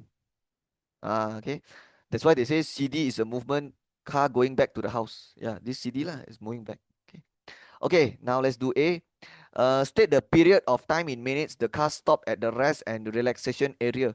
So the period of time they stop, but they want in minutes. Okay, so I'll just write period equals, okay, dekat mana dia stop? Here, right? And they want it in minutes. So you don't tell me the answer is 160. No, 160 is the distance traveled. I want the time. So you shouldn't look at the y-axis, you should look at the x-axis. Okay, the answer would be 60 minus 30 because you want the difference here. So it means 30. 60 minus 30 is 30. So it's 30 and the unit is in minutes. Okay. It means he stopped for 30 minutes here. So what's the period of time the car stopped? 30 minutes. Okay, let's do B. Calculate the average speed in kilometer per hour. Oh, interesting. In per hour of the whole journey. Hence, describe the movement of the car. Okay, let's find out the average speed first. So the average speed formula is total distance over total time. Okay, total distance over total time. But since they want in kilometer per hour, so you have to make sure the total distance is in km lah. And then the total time has to be in hours. Cannot be in minute. Because if it's minute, then later it come out kilometer per minute, then it's wrong already. Okay, what is the total distance travel? Okay, some weak students they will tell me 180. Yeah, some students. Okay, yeah, just this is from experience lah. I teach many years already. So some students they will say 180 because they just look at the highest here and then they tell me 180. Okay, that's wrong. That is wrong. Okay, the total distance is 360 kilometers because you are moving from Penang to Ipoh and Ipoh to Penang. So it's 180 plus 180. That's why it's 360. It means here to here you move 160. Here to here no move. Here you move another 20. So from here to here you move 180 already. Okay, and when you move 180 you reach the Ipoh. You reach Ipoh, but you go back and so for the whole journey it'll be 180 plus 180. That's why it's 360. Okay. Okay, now what's the total time for in hours for the whole journey? 240, that's the total time, but this one is in minutes. So how do you convert to hours? Divide 60. So 240 divide 60. Okay, but make sure you put bracket. Yeah, you have to put bracket because there's like ada tiga tingkat. You know, when there's tiga tingkat, you have to put fraction. Okay. Okay, so now I will do yang bawah dulu. 240 divided 60, that's going to be 4 hours. And then you end up with 90. And the unit will automatically come out is km, h negative 1. Or you can also write km slash h like that. Same thing lah. Okay, I finished the first part. They asked to find average speed, done. Now they say describe the movement of the car. So I think you have to describe this lah. You have to describe the 90. What's the story behind the 90 kilometer per hour? Okay. Okay, let me tell you what. Let's talk about what's average speed. Average speed is what? Laju purata. It means The car got stopped, got moved backward, you faham ah? So it's like got the car is like moving with different speed in different time. But the average speed is like you find out the in average lah. Okay. So what we can write here to describe this, we can say the car travels with average speed of 90 kilometer per hour. Okay. Yeah. With average speed of 90 kilometer per hour. Okay, one more thing, because I'm trying to describe the average speed, right? So I think it would be better if we mention about the total distance and total time also. Yeah, just mention it. Okay, because it's like worth 3 marks. Okay, the 3 marks is including this lah, but let's include the total distance, total time also. So the car travels average speed of 90 kilometer per hour, and this average speed is covering, okay, average speed covering 30 kilometer. I mean, sorry, 360 kilometer, because the total distance is 300 kilometer in how many hours? Okay, covering. Okay, I should write total distance here. Yeah, covering total distance of covering a total distance of 360 kilometers in a period of four in how to say time 4 hours in 4 hours time. Okay, yeah. So that's how I would describe it. The car travels with average speed of 90 kilometer per hour, covering a total distance of 360 kilometer in 4 hours. Okay, so yeah, this is good enough. Okay, that's all. Okay, let's do question 10. Diagram 11 shows six sphere marbles arranged in a horizontal at one straight line. Okay, I feel like it's the Form 2 question. The solid apa? The 3D question, right? The one yang you kena cari volume, surface area. Okay, let's see. Given that the volume of a marble is 179,203. Okay, I don't like it when they give us in this when they give the fraction in this form. This form we call it mixed number. So usually I will convert it into improper fraction. How to convert to improper fraction? This one times this one and then plus this one. So 3 times 179 plus 2. What is the answer? 3 times 179 plus 2. 539 over 3. Okay. So this is how I would do it. I will convert straight away to improper fraction. Okay. Now it says calculate the horizontal length in cm of 6 marbles. Use pi 2207. Okay, they want to find horizontal length. It means they want to find the distance from here to here, right? But what information they give us? The volume of marble, right? So the volume of one marble, the V is equals to 539 over 3. And what's the formula for volume of sphere? 4 over 3 pi r cube. This is the formula you guys need to know. I don't know whether you know this or not, but starting from now, you need to make sure you know the formula. Okay. But I think this formula is given in the exam. I'm not sure. Let's go and check, because usually I just memorize it. Yeah, I usually just memorize it. I don't use the formula. I don't refer the formula. Yeah, yeah, it actually gives, right. Yeah, volume of sphere. Yeah, 4 over 3 pi r cube. Oh, they give cone also. Okay, cylinder, cone all have, right? Oh, I didn't know that. Surface area also got. Okay lah. So you can just refer here lah. But even if you refer also, you have to make sure you know how to put in the value also. Okay. Okay, so what is the pi represents? They say use 2207 ma. So 4 over 3 times with pi 2207 times with r cube or r kuasa 3. But the r actually I don't have, but it's okay because I have the volume answer 539 over 3. So I can just write like this and then find out the radius. And after I get my radius, then I can find the total horizontal distance because radius is from here to here, right? So what you can do is you take the radius times 2 to get the horizontal distance of one marble. In other words, the diameter, and then the diameter times 6. Okay. Okay, let's do it here first. Okay, this one I will not pindah first. I will not pindah first. I will take this one times this one first. Later only I pindah. Okay, atas darab atas, bawah darab bawah. 4 times 22 is 88. 3 times 7 is 21. Times with r cube equals 539 over 3. I'm trying to find r, so make that single. This whole thing move there. So 539 over 3. 21 duduk bawah means bahagi. Hantar sana jadi darab. 88 duduk atas, so dia darab. Darab hantar jadi bahagi like that. And then now I'll press this. 539 divide 3 times 21 over 88. Okay, my calculator give me 343 over 8, but I'm trying to find r, so I have to tekan cube root 343 over 8. Okay, punca kuasa 3, you get 7 over 2 cm. Okay. Okay, that's your radius for one marble. That means the distance from here to here is 7.2. But what is the diameter?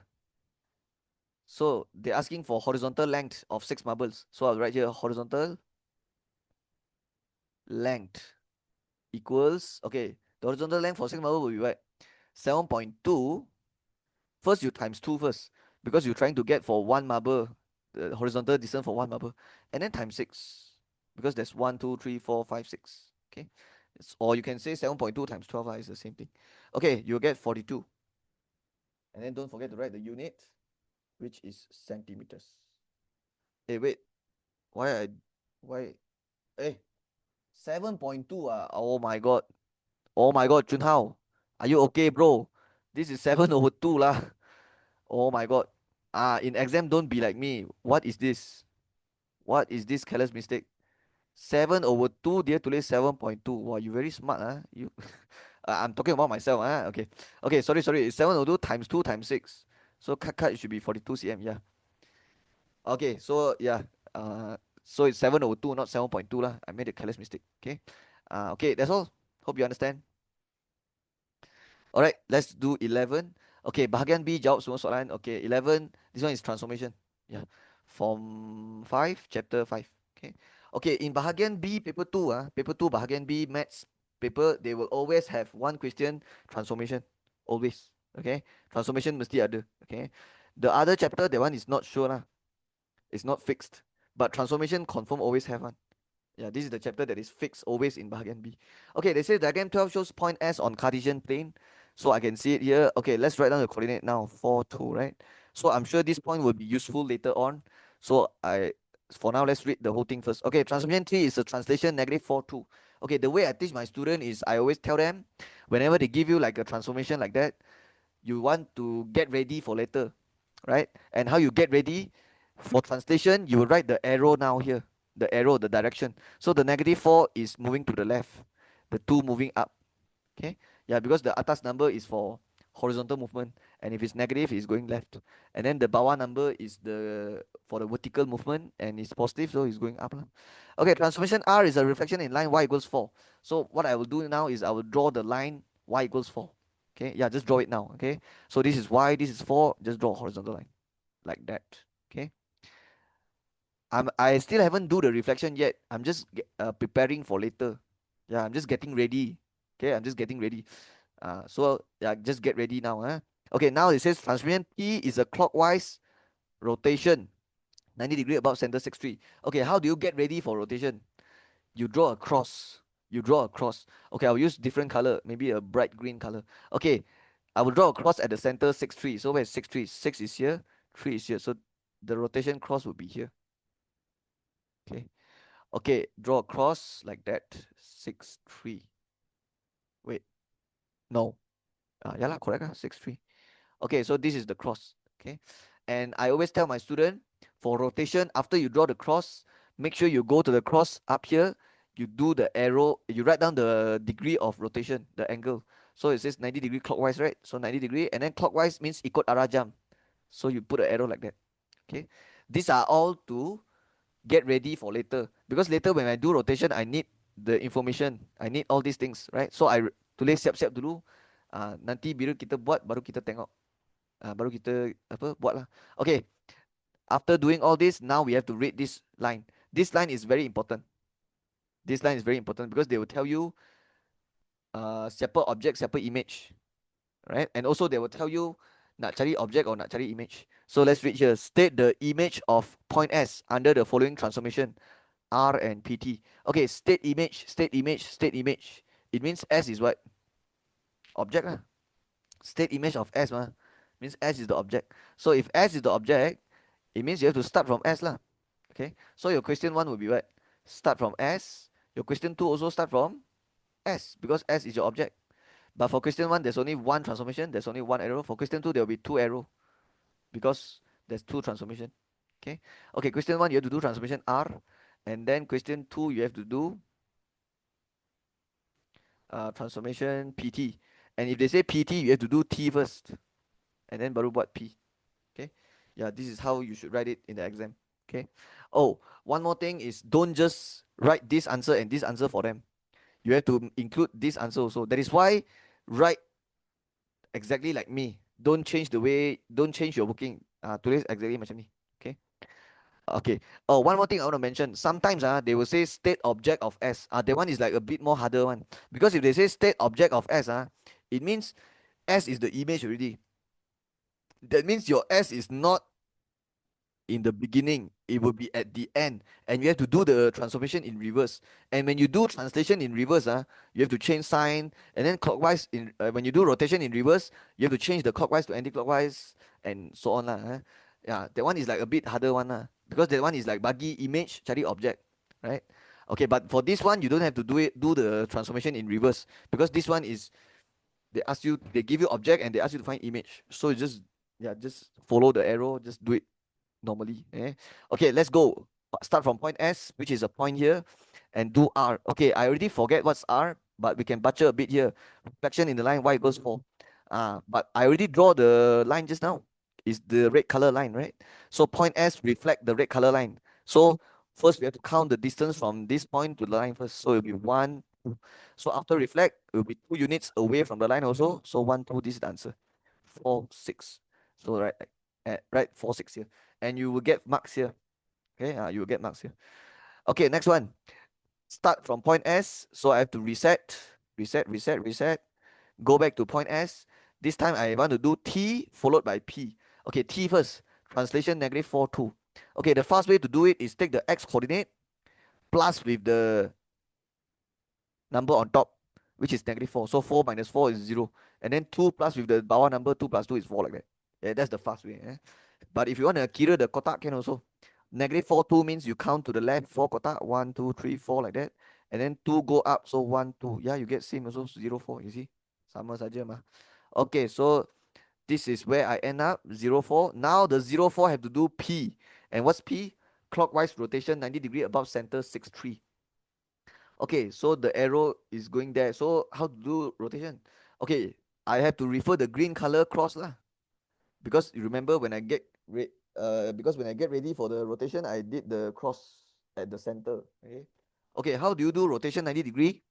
Okay, you have to count from your center of rotation to the you have to kira kotak lah. Count how many kotak from the center rotation to to the 0, 4 point. Because 0, 4 is your object now.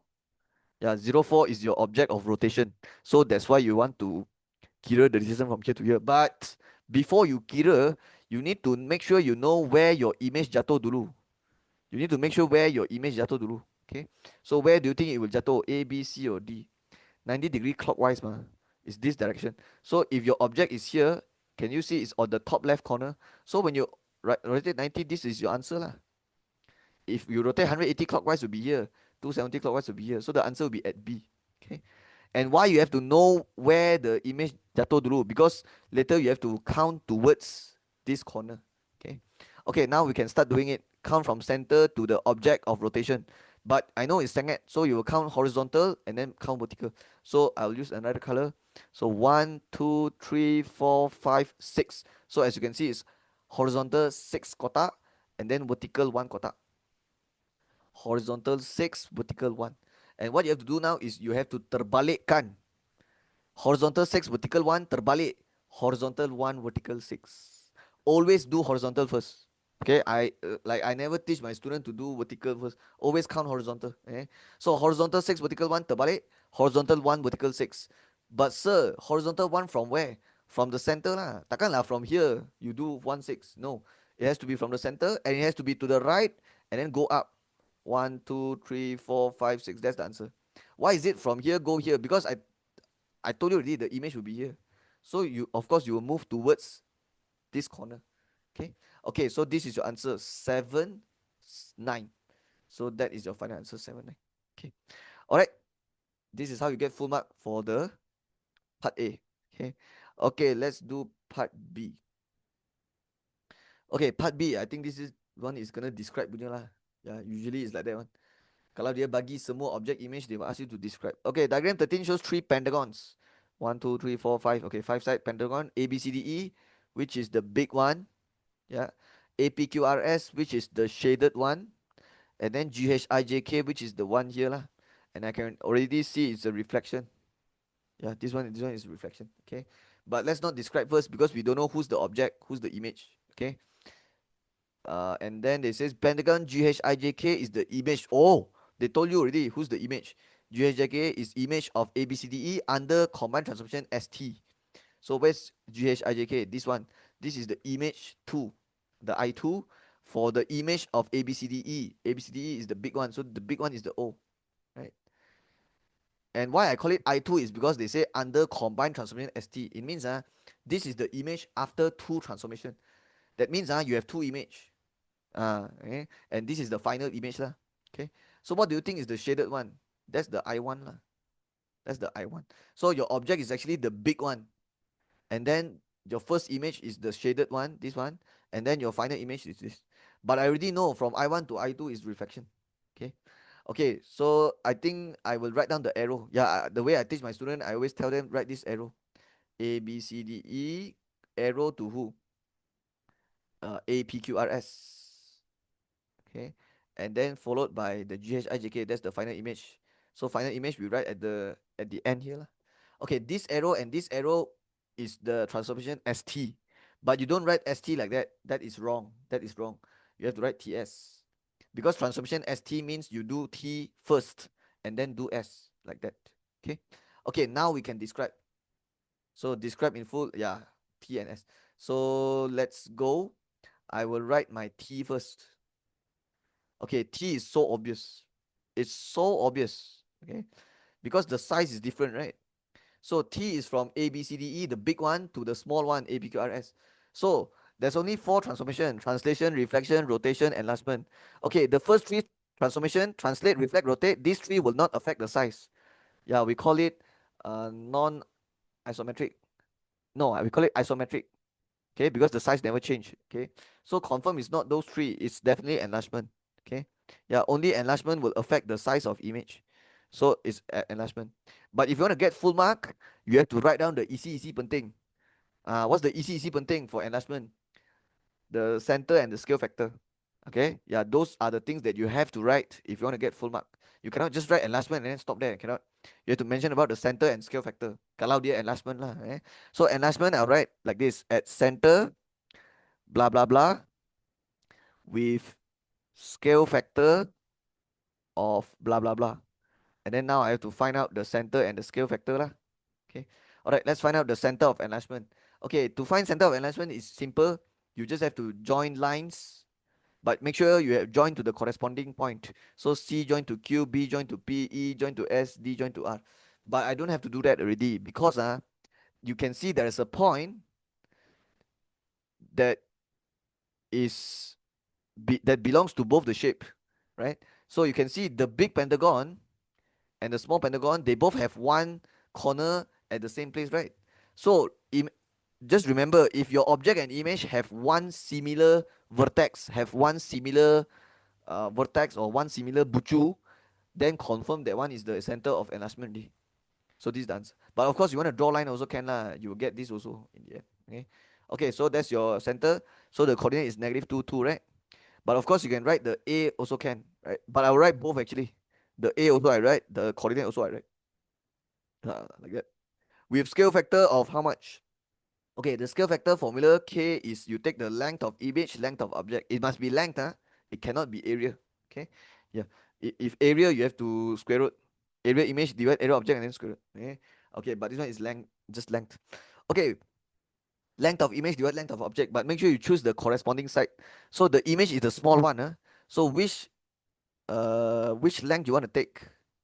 So you can take any of the length you want, but I try not to take this length or this length. You know why? Because it's a Senghet line. So if it's Senghet, then you have to use the Pythagoras theorem lah to get, yeah. So it's not smart if you choose these two, right? Because it's hard to find the length because it's like Senghet. Okay? So you have to use Pythagoras theorem for the two side. So I think I will choose this, the SR. So for my K, my length of image will be SR. Okay. Then what is the corresponding side? ED lah. Now we can count the how many unit. So SR is just one unit, ED is 2 units, so the scale factor is 1 over 2. And that's how you get full mark. Okay. So it's 1 over 2, not 2 over 1. No, no, no, no, no. It's 1 over 2. Because the image is getting smaller, ma. So yeah, your scale factor has to be less than 1. Okay. Okay, of course you can also take AP, divide AB. Can also. Yeah, you get 3 over 6, which is 1 over 2 also, same also. Okay. Yeah, just take any side you want lah. Just make sure it's corresponding. Okay. Alright, now let's do B. B, we want to describe transformation S. So let's write down transformation S.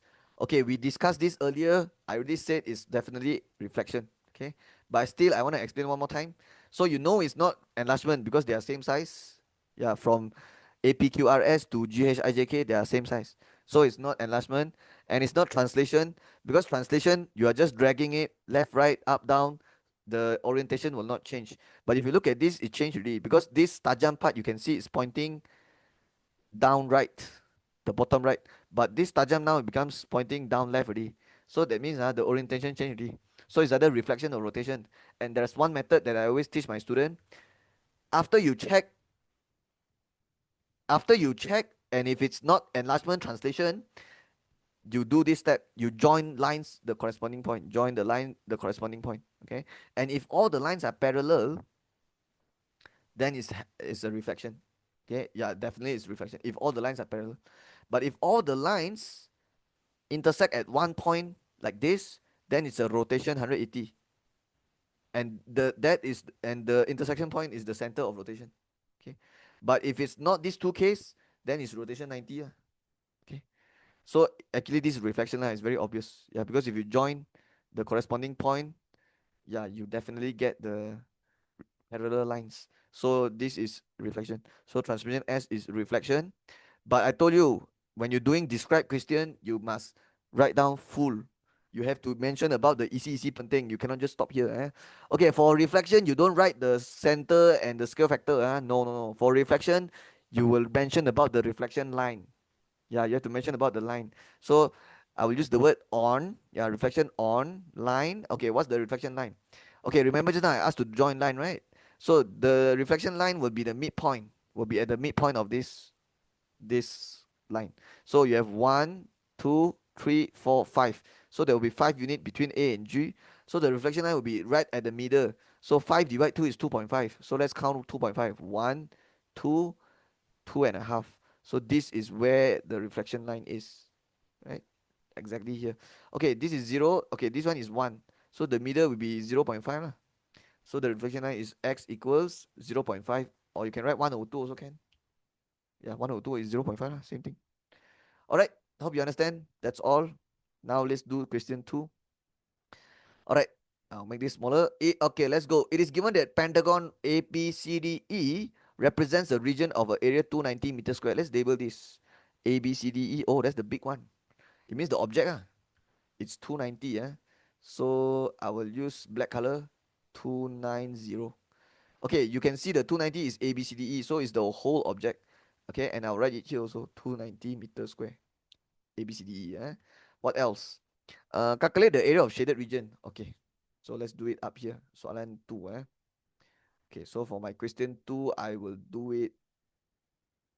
I will do it here lah. So okay, I'll do it here.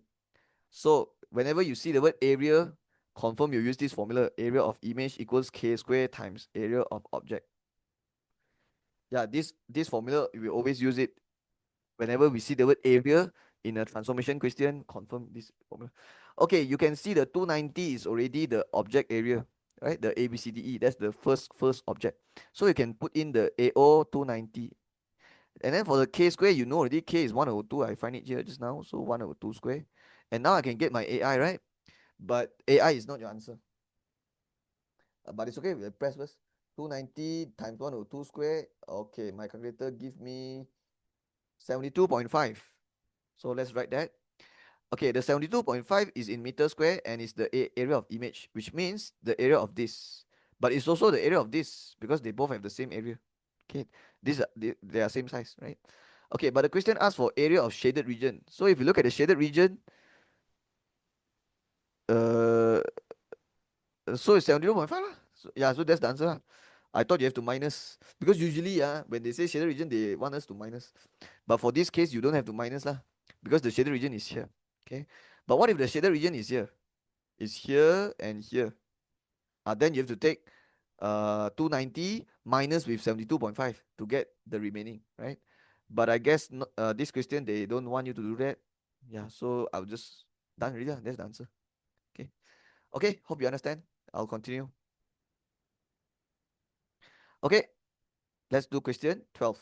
Okay, Puan Hana owns a piece of land measuring 11 meter times 23.5 meter. The land tax rate charged is 40 cents per square meter. Calculate the land tax that Puan Hana must pay each year. Okay, the A, I'll do it up here. Okay, this is definitely under Form 5, Chapter 4. Cukai ma. Yeah, tax. Yeah, you see the word tax. So it's cukai lah. Alright, this is under the quit rent. Cukai tanah. So let's talk about the quit rent formula. So quit. Okay, what happened here? Okay, so quit rent in Bahasa Melayu is cukai tanah. And the formula to find quit rent for 1 year, you take the total land area. You ambil dia punya luas tanah lah. Total land area, luas tanah. Darab dengan times with the rate. Okay, the rate. Okay, yeah. Okay, so what is the total land area? 11 meter times 23.5 meter. And this will come out in meter square. Yeah, this will come out in meter square. So let's press 11 times 23.5. So you get 258.5. But this will come out in meter square. Multiply with the rate. And the rate says 40 cents per square meter. It means every meter square you have to pay 40 cents. Okay. So if you have 258.5 meter square, you times with RM 0.40 per meter square like that. Okay. So here also times with RM 0.40 per meter square. And imagine when you take meter square, you times with RM per meter square. You cut really so you left with RM. So the answer will come out in RM. Okay. So 258.5 times 0.4, my calculator give me 103.40. So that is the answer. And what is this? The quit rent for 1 year. And is that what they asked for? Calculate the land tax that Puan Hana must pay each year. Each year, 1 year. So this is the answer, 1 year, done really. Okay. Okay, that's all. Okay, for B, I need space. So let me. Oh my god. Okay, wait for me a bit. Okay, for B, I guess I will just do it beside. Okay, B, let's see. Let's read the question. Okay, the annual value, okay, definitely is property assessment tax. So I'll straight away give you the property assessment tax formula. Okay. I mentioned about this formula in my SPM seminar video also. Yeah, they always ask this. For some reason, they always ask this in the exam. The Cukai Pintu. Yeah, it comes up quite often. It's not difficult, but sometimes students get it wrong also. Okay, so PAT is property assessment tax. Dalam bahasa Melayu, Cukai Pintu. And the formula to calculate property assessment tax for 1 year is you have to take the annual value. Okay.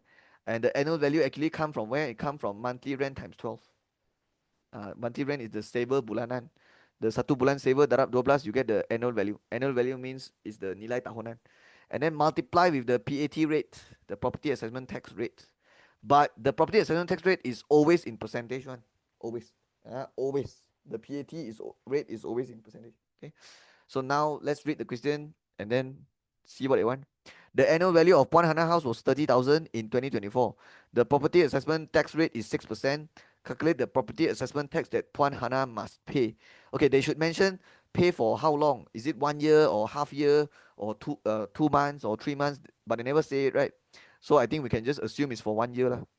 Yeah, because this formula is for 1 year. Okay, if they want half year, then after you do all this, you have to divide two, because this formula is to calculate for 1 year, right? But they never mention it. Actually, they should mention it, but they never mention it. But I think it's for 1 year lah, because they mentioned in 2024, right? So yeah, okay. So 30,000 is the annual value. Let's go, and then multiply with the 6%, which is the rate. So 6 over 100. Okay, press this, and you should get your answer. 30 times 6. Okay, 1800, and we write RM lah. So what is the property assessment tax? 1800.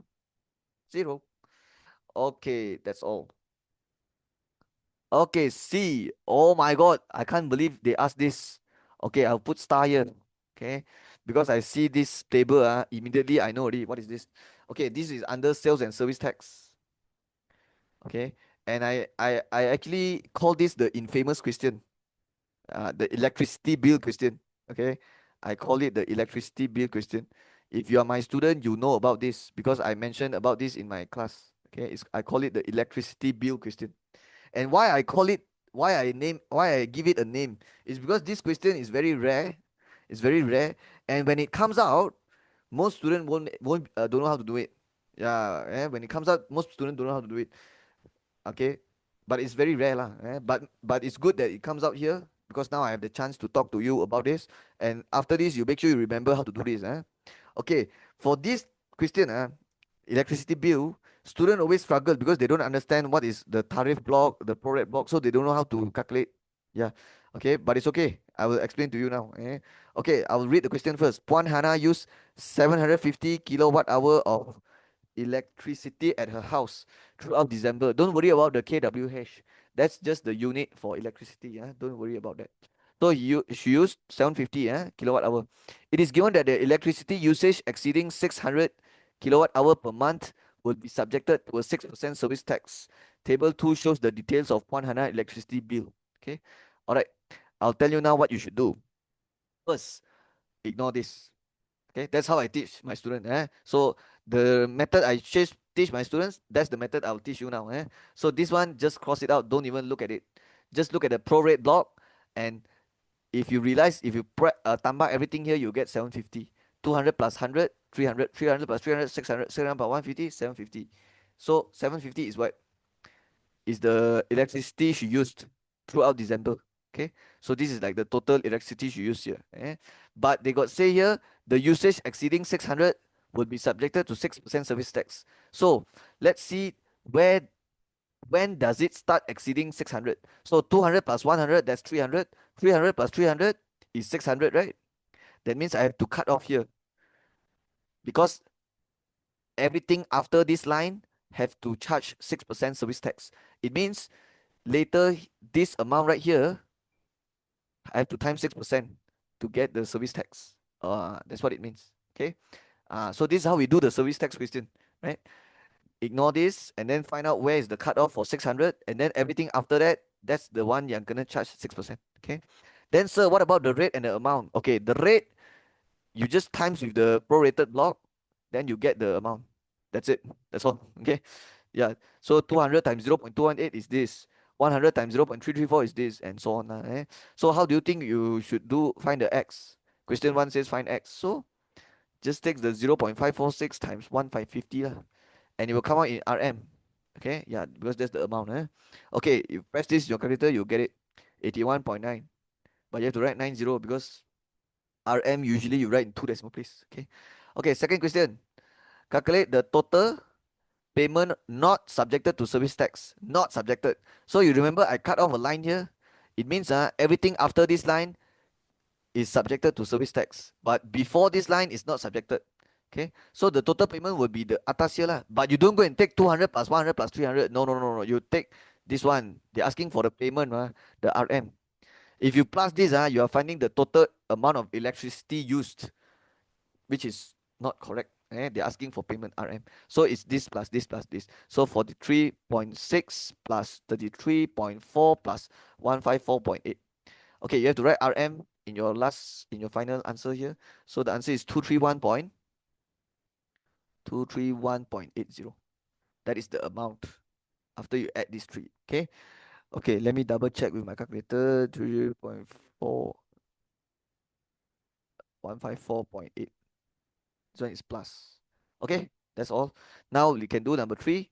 Calculate the service tax imposed on the electricity bill for December. So the soalan only asks for the service tax, which is the 6% lah. But the 6%, you don't go and times with the 231.8. Nah, fam.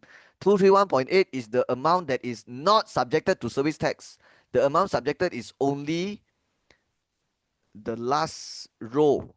Is only the last row because the cutoff line is here. So you only take 6% times with the amount, the X amount, which is 81.9. After you times, you get your answer already. So the answer is RM 4.91. So that is the amount of service tax. Okay. Okay. What if I add another question? I said find the total amount. What's the name? Puan Hana. Okay, find the total amount she has to pay for the whole electricity bill. What's the total amount she has to pay for the whole electricity bill? What would be your answer? It would be this plus this plus this plus this plus with 4.91. Understand? Because the total amount she has to pay for the whole bill, electricity bill, will be all the amount here plus with the service tax, 4.91. Okay. But in this question, they never ask for that. That's why I never do like that. Okay. Okay. So yeah, I'm done with this question already. That's all. Okay, let's do 13. Okay, this is called a OGIF. So it's definitely from 5 chapter. Okay, which chapter? The measures of dispersion. So it's 7. Okay, chapter 7. Okay, from 5 chapter 7, measures of dispersion for group data. In English, I mean in BM, sukatan serakan untuk data terkumpul. Okay, diagram 14 shows OGIF of distribution of mass in kg for 80 students in class 5 Walid. So this is your OGIF. Your x-axis says mass. Your y-axis is cumulative frequency. Okay, you need to know something about OGIF. When you draw OGIF, you will use upper boundary for the x-axis. So all these numbers represents the upper boundary for every class. The upper boundary is sempadan atas. Okay, and then all the y-axis value, these are the cumulative frequency, not the frequency, but cumulative frequency. Okay, because we use the upper boundary and cumulative frequency to draw the OGIF. Okay, okay. So let's see what it says here. Based on the OGIF, find the 15th percentile. P15. Okay, how do you find the P15? Actually, it's easy lah. This one. All right, I just teach this recently to my class. Okay.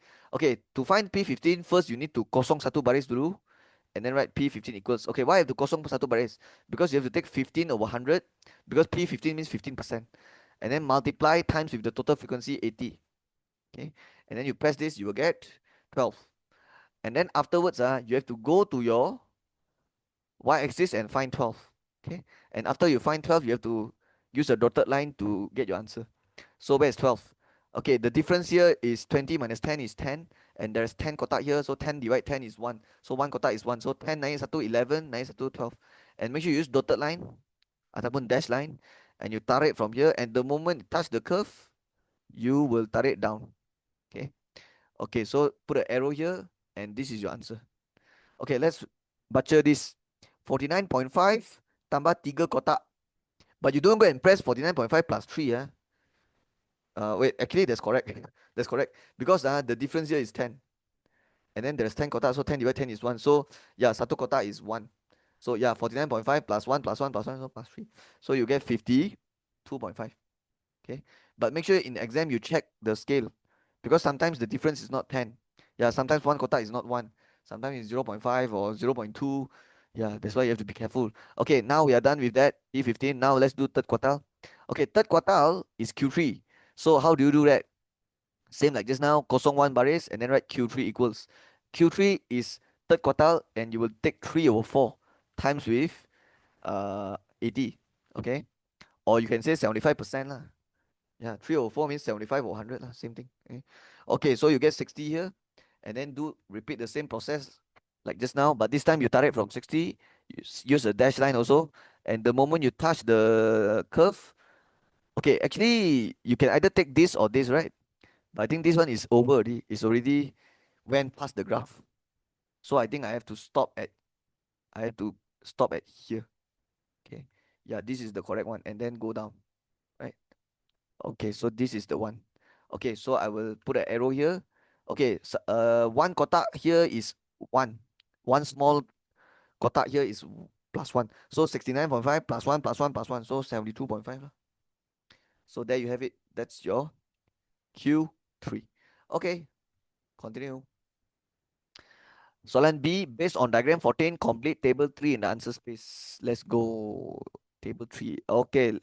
Okay, the A1, A2 I did already. I did up there already. Okay, so let's complete this table. Okay, first they want to find midpoint, second they want to find frequency. Okay, I think the frequency you have to get it from your OGIF. But the OGIF, the one here is cumulative frequency. So later you have to minus to get back the frequency. Okay, but let's do that later. Let's find out the midpoint first. Okay, the midpoint, how do you find the titik tengah? Just take the lower limit plus upper limit divide 2. So 30 plus 39 divide 2, 34.5.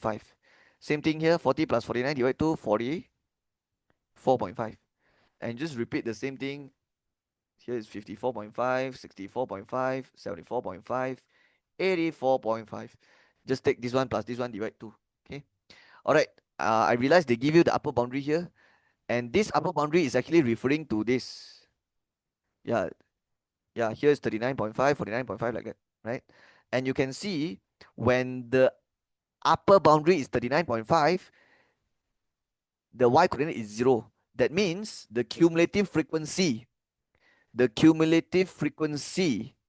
for the 39.5 is 0. Okay.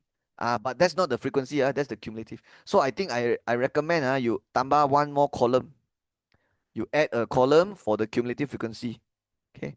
And then later I will find my frequency later. Okay. Okay, so let me do this. All right. So now let's find out the next cumulative frequency from the OGIF. Okay, that's the only way. So let's go. This one, you can see when it's 49.5, the point is at 10 minus 1, so 8. Okay, so 49.5 is 8. So the 8 is the cumulative frequency when the upper boundary is 49.5. Okay, okay, and then what's next? 59.5 is exactly 20, 30 middle, so it's 25, and then 52. So 25, 52. And then next one is when the upper boundary is 79.5. Okay, when the upper boundary is 79.5, so it's 79.5. What is the cumulative? 70 plus 3 kotak, so 73. And then the last one is 80. So I'll go here and write that. Okay, 73, 80. Okay, how do you find frequency? How do you find the frequency then? Okay, cumulative frequency is actually the frequency of that class plus with all the previous class. Okay, so the first frequency will be 0 also. Yeah, the first frequency and the first cumulative will always be the same. Okay, but the next one, you have to be careful lah. Okay, so the next frequency here will be what? Okay, the cumulative come from where? It come from this one plus this one, right? That means you have to take this value minus this value. So you get 8. 8 minus 0 is 8. Okay, and then here also same thing. The 25 come from where? It comes from 8 plus with this number. And then you get this. So how do you get the number? How do you get the frequency? You take 25 minus 8. So you get 17. And then just repeat the same thing. 52 minus 25, 27. And then 73 minus 52, 21. And then 80 minus 73, 8. Yeah, just do that. Okay, okay, let me double check with the calculator. 52 minus 25. Yeah, correct. 25 minus 8. Yes, correct.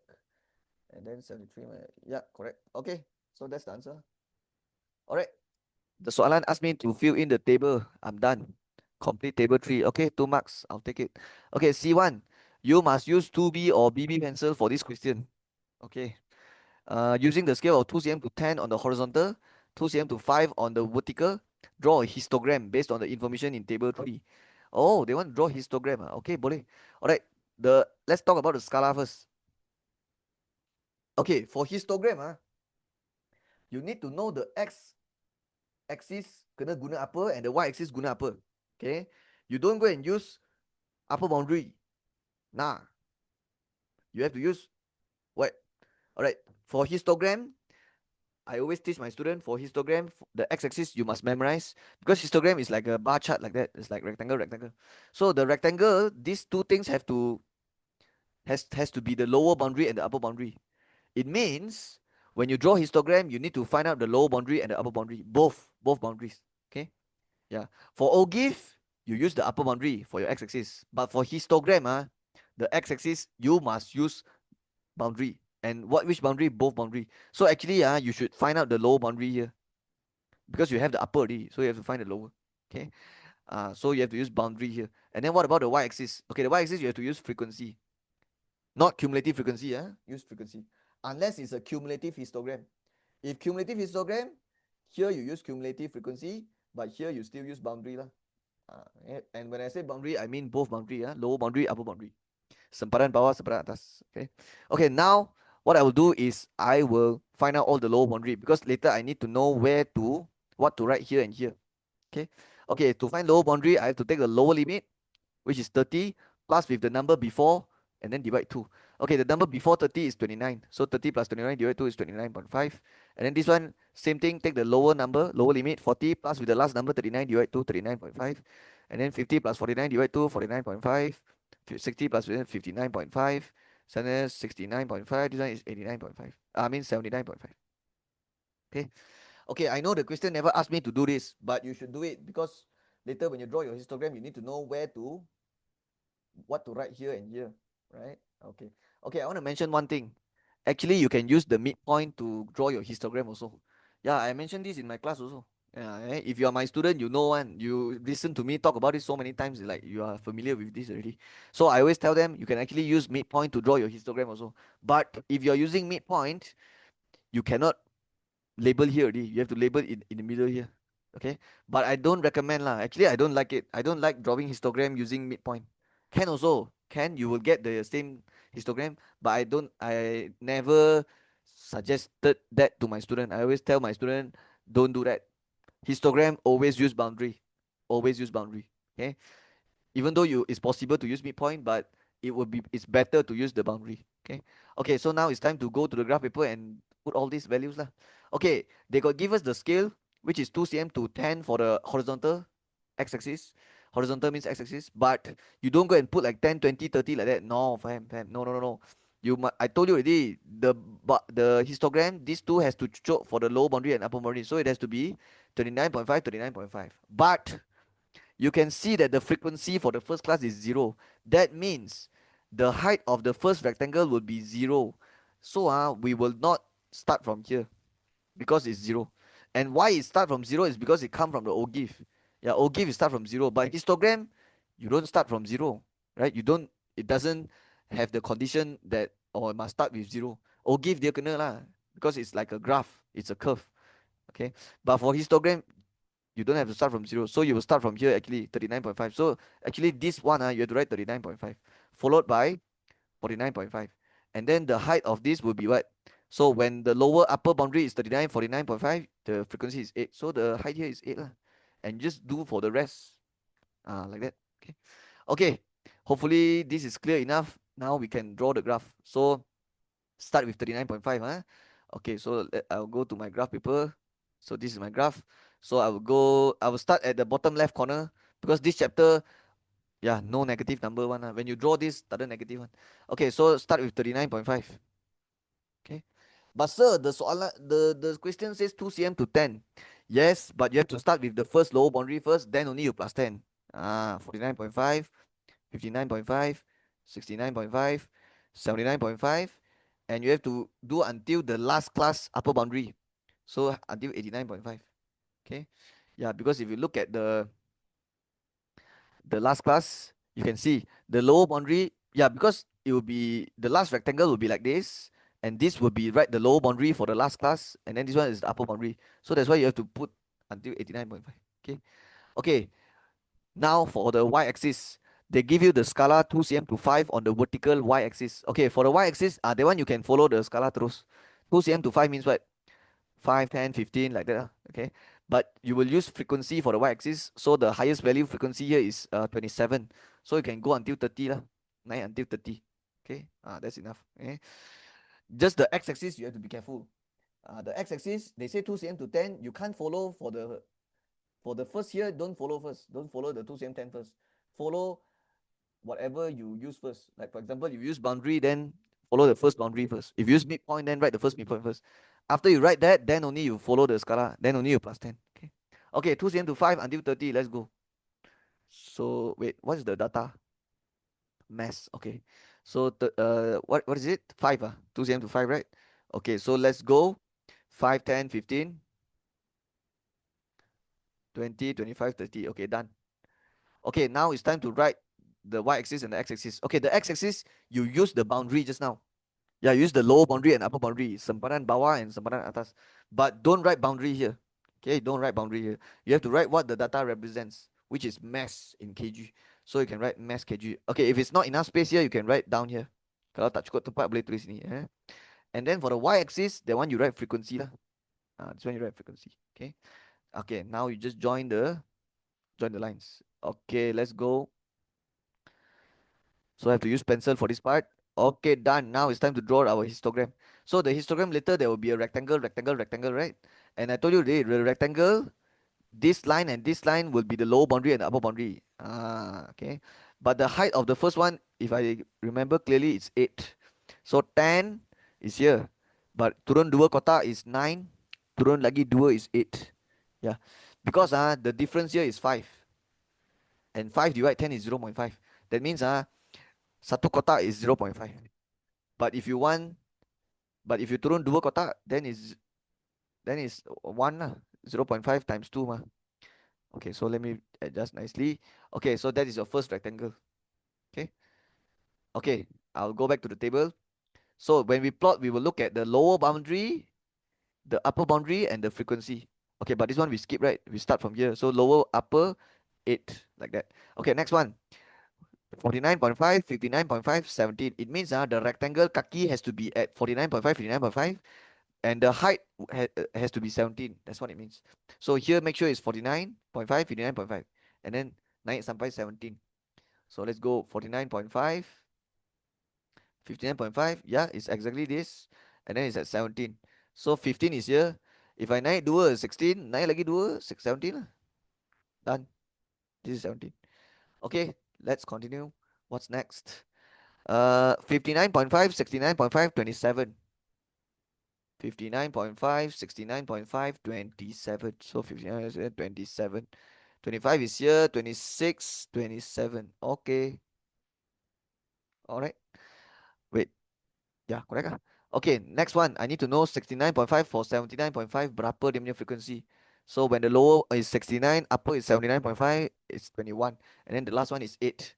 So let's do both. 21 and 8. So 21 is at 20. Naik 2 kotak. Because satu kotak 0.5. So you naik 2 kotak. Okay. Okay, this looks fine. Alright, the last one is 8, right?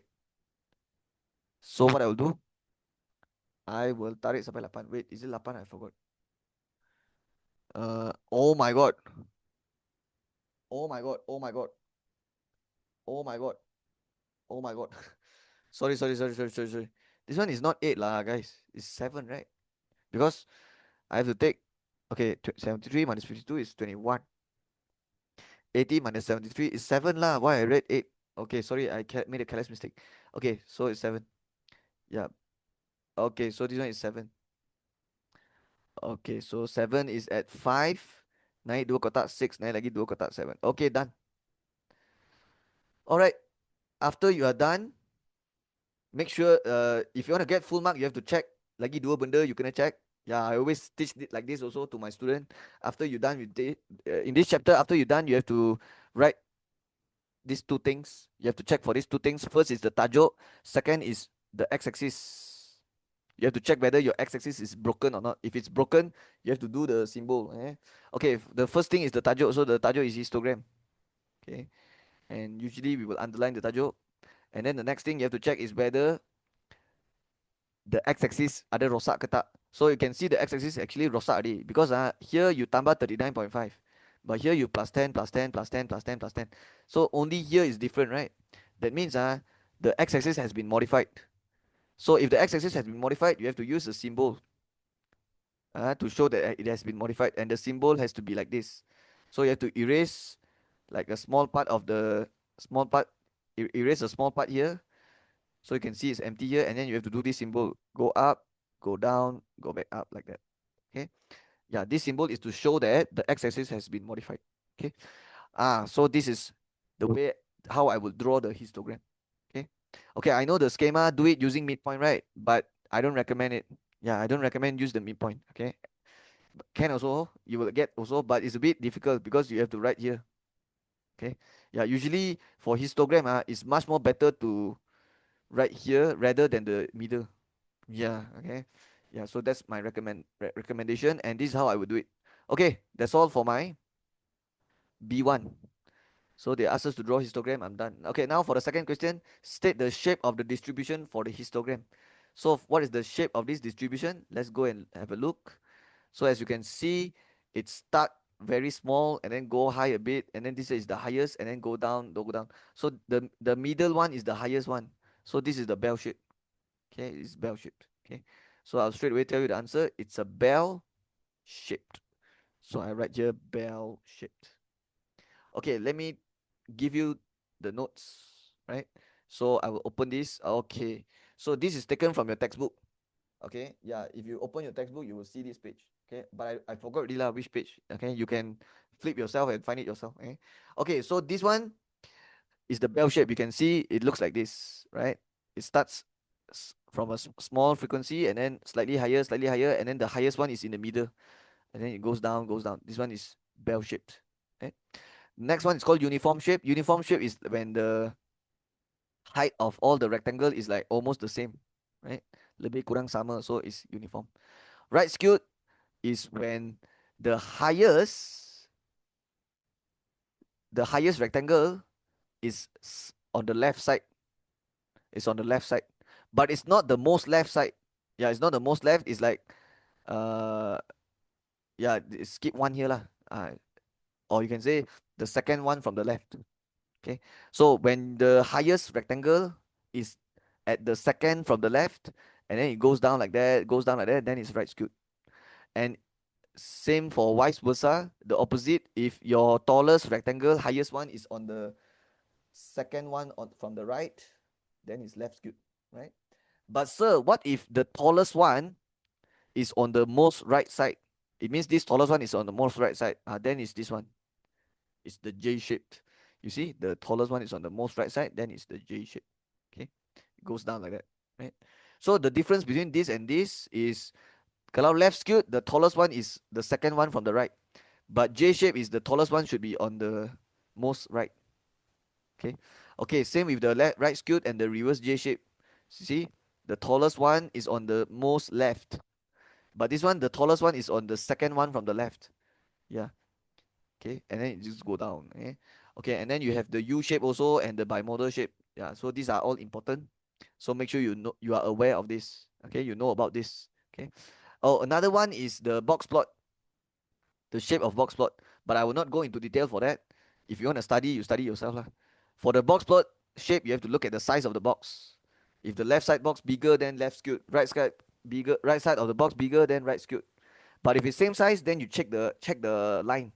If the left line is longer, left skewed. Right line longer, right skewed. If the size of box is same size and the line also same size, then we say it's a symmetric. Okay. That one is the for the other one lah. Okay. So this question is bell shape lah. Okay, that's all. Hope you understand. Okay, I'm at 14. Let's go. What chapter is this? Okay, I see bigger, smaller. Okay, this one is definitely from 4 chapter 6. This chapter is called linear inequalities in two variables. Dalam bahasa Melayu, ketaksamaan linear. Tak sama. Sebab dia ada bigger, smaller. Okay, on cooperative day, the stamp club sells X souvenirs A and Y souvenirs B. Okay, this is good. Because when we do the ketaksamaan, the linear inequalities, we want to know who's X and who's Y. And they tell you in the first baris. So that is very good. So I usually teach my student to put the arrow one. So A arrow X, B arrow Y. Okay, this one tak ada markah lah. There's no marks for this, but it's good to do this. Okay, and I always teach my student to write the title here. So the X and Y actually represents the number of souvenirs. So I'll just use the hashtag symbol. The hashtag here means bilangan. Berapa bilangan. Okay, the profit for 4 ringgit is 5 ringgit are obtained from the sale of souvenir A and B. So souvenir A, you will gain a profit of 4 ringgit for each souvenir A sold. So there's X unit, so 4X. And then for B, the profit is 5 ringgit for 1 unit. But if you sell Y unit, it's 5Y lah, and then the tajuk is RM. But make sure you know the RM represents profit. Okay. Okay, next one.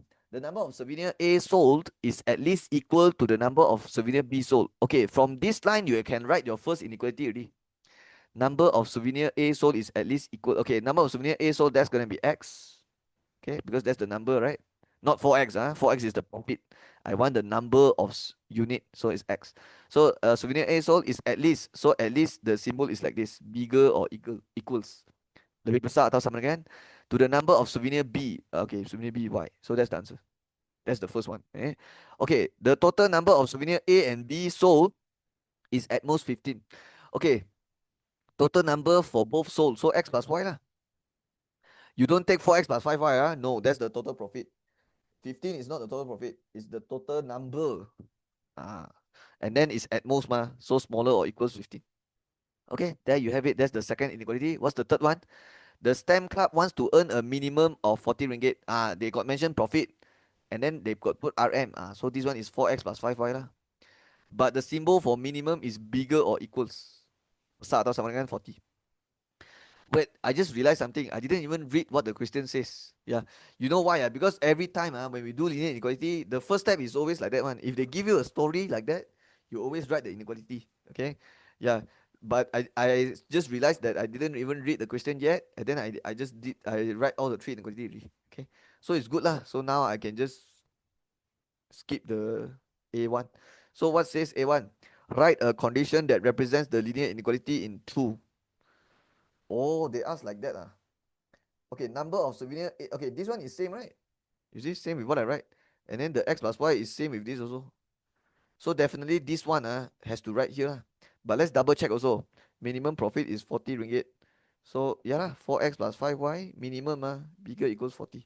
So it's same with this lah. But we have to write down this, the second one. So I think the second one we have to write from where? Okay, the x plus y smaller 15 is from this line, right? This one, the total number. I think we have to write that here lah. So just write it lah. The total number, what is that? Of souvenirs A and B. Souvenirs A and B sold is at most 15. Okay, yeah, just copy and paste. That's all. Okay, yeah, that's all. That's the answer. Oh my god, so easy. Okay, so I finished my A1. Write a condition in inequality 2. Done that. Write this one 3. Done also. B. Hands on diagram 15 in the answer space. Complete the graph that represents the linear inequality related to STEM Club souvenir sales and also shade the region. Yeah, this one confirm they will ask one lah. After you write the inequality, the next step is always draw the line and then shade the region. Yeah, okay. So I'm assuming they will give us a graph paper in the next page. Okay. So let's find the graph paper. Oh, they actually didn't give us the graph paper. They give us the square grid. So yeah lah, then okay lah, then we use the square grid to plot lah. Okay.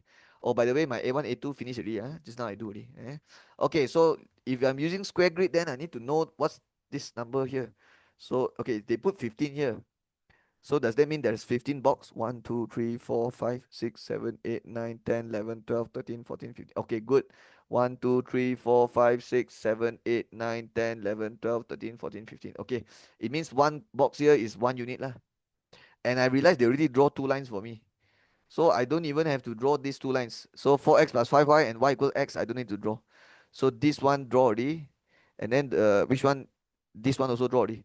So the only missing line here is the x plus y equals 15. So I'm doing C now. So okay, I'll just wait, I'm doing B now, right? But I need to draw one more line. So for my B extra working, I write here x plus y equals 15. Okay. Okay, don't look at the smaller, bigger symbol first. The smaller change to equal first because I'm trying to draw the line now. Okay. Later when I shade the region, then only I look at the sign smaller or bigger. Okay, this one I sub x0, y0. When x is 0, y is 15. When y is 0, x is 15. So this line will passes through 0, 15 and 15, 0. And the point will be here and here. And if you are my student, you know what I will say now. Yeah, you know already what I will say. What I will say. Before you draw the line, please double check. Ask yourself whether it's a solid line or dash line. Yeah, you must check this. A lot of students don't have this habit, and then they always do wrong. Okay? And then after they wrong, they complain. They said my teacher don't know how to teach. Okay. Okay. Okay, so you have to double check. So this one, the other equal. So kalau other equal, you have to use solid line. Okay. And actually, all the three inequality other line. So all three is solid line. Okay. You know what solid line? Solid line means it means the line is a solid line lah, like that. Okay. If it's a dash line, then it will be garisan yang putus-putus. Like a dotted line. Okay, what's the equation of this line? X plus y equals 15. Write that down. Okay, I'm not gonna write it here because it will get in the way of the shaded region later. So I'll write somewhere here. Okay, now it's time to shade the region. So when we shade the region, we should look at the symbol bigger or smaller lah. But you have to make sure it's Y kena positif dulu. So let's see. Adakah Y positive? Yes, but it's on the right side. So we have to tengok from this direction. And when you tengok from here, it becomes smaller. Of course, if I tengok from here, it's bigger lah. But you tengok from the other side, it becomes smaller. It means X is bigger than Y, but Y is smaller than X. So Y is smaller than X. That is why you have to shade below this line. Yeah, smaller means you have to lorek bawah. Okay, okay, below this line, X equals Y line. So let's go to X equals Y, which is this line right here, and you have to shade below. So your shaded region is here, here, and here. But don't shade first. Don't shade first, because you have to check for the other two inequality. And in the end, later you have to choose the region that overlap the three region. Yeah, you have to choose the overlapping region for the three inequality.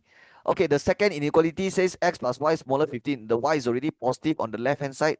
So when you tengok from here, boleh terus tengok is smaller. So you have to lorek atas ke bawah. Kalau smaller, lorek bawah. Lorek bawah. But which line? The x plus y 15 line. So let's go to this line, x plus y 15, and lorek bawah garisan. So x plus y 15 is the red color line. So if I lorek bawah this line, then this one confirm wrong. So only is either this or this lah. Okay. Okay, it's not possible for it to be here, because I need to choose the one yang overlap with the first line also. So this is the two left. So now, do you agree I have to check for this line? Yeah, because this line will tell me whether it's up here or down here, right? So let's go to the part A and check whether my 4x plus 5y is bigger 40 or less than 40. Let's go. So if I go scroll, okay, 4x plus 5y bigger, and the y is already positive on the left hand side. So boleh terus tengok bigger. So yeah, I know already. So this line bigger mah. So bigger always lorek atas garisan. So your shaded region is very clear, is this one, right?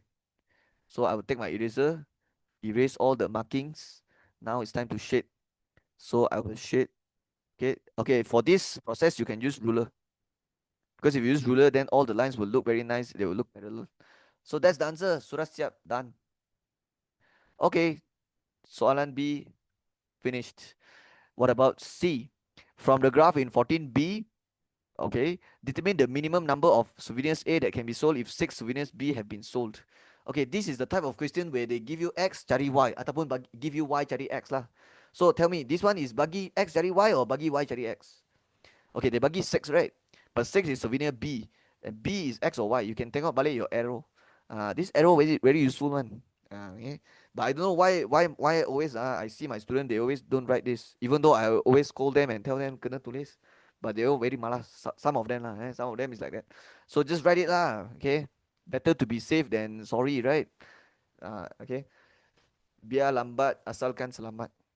Yeah. Don't try to do fast and then do careless mistake and then you fail and then you cry. Okay, so B is Y. So souvenir B is Y. So 6 is the souvenir B. So 6 is the Y lah. So what you do for the C, when Y equals 6 and you're trying to find the X, but you should tengok dia nak minimum or maximum, right? Okay, so let's read one more time. Determine the minimum number of souvenir A, but A is X. If 6 souvenir B have been sold, B is Y, right? So when Y equals 6, they're asking for X, the minimum. Minimum number of A, so X minimum. So I'm finding the X minimum. All right, how to find that? Just go to the graph and then give Y axis, cari 6 and then draw a dotted line to get the answer. Okay, this is 15. So 14, 14, 13, 12, 11, 10, 9, 8, 6. Okay, this is 6. And now it's time to draw a dotted line, a dash line. And when you tarik, you have to tarik until where? Okay, if they want minimum, you tarik until the first contact point with shaded region. If they want maximum, you tarik until the last contact point with shaded region. Okay, so for this, I want minimum, so I'll tarik until this, which is the first contact point with shaded region. And the moment it contacts with the shaded region, you tarik bawah. That's how you get the X minimum. So this is 1, 2, 3, 4, 5, 6, 7. So this is 7. So the X minimum is 7. Okay, that's the answer. Wait, 14, 13, 12, 11, 10, 9, 8, 7. Oh my god. My 6 wrong already. Sorry.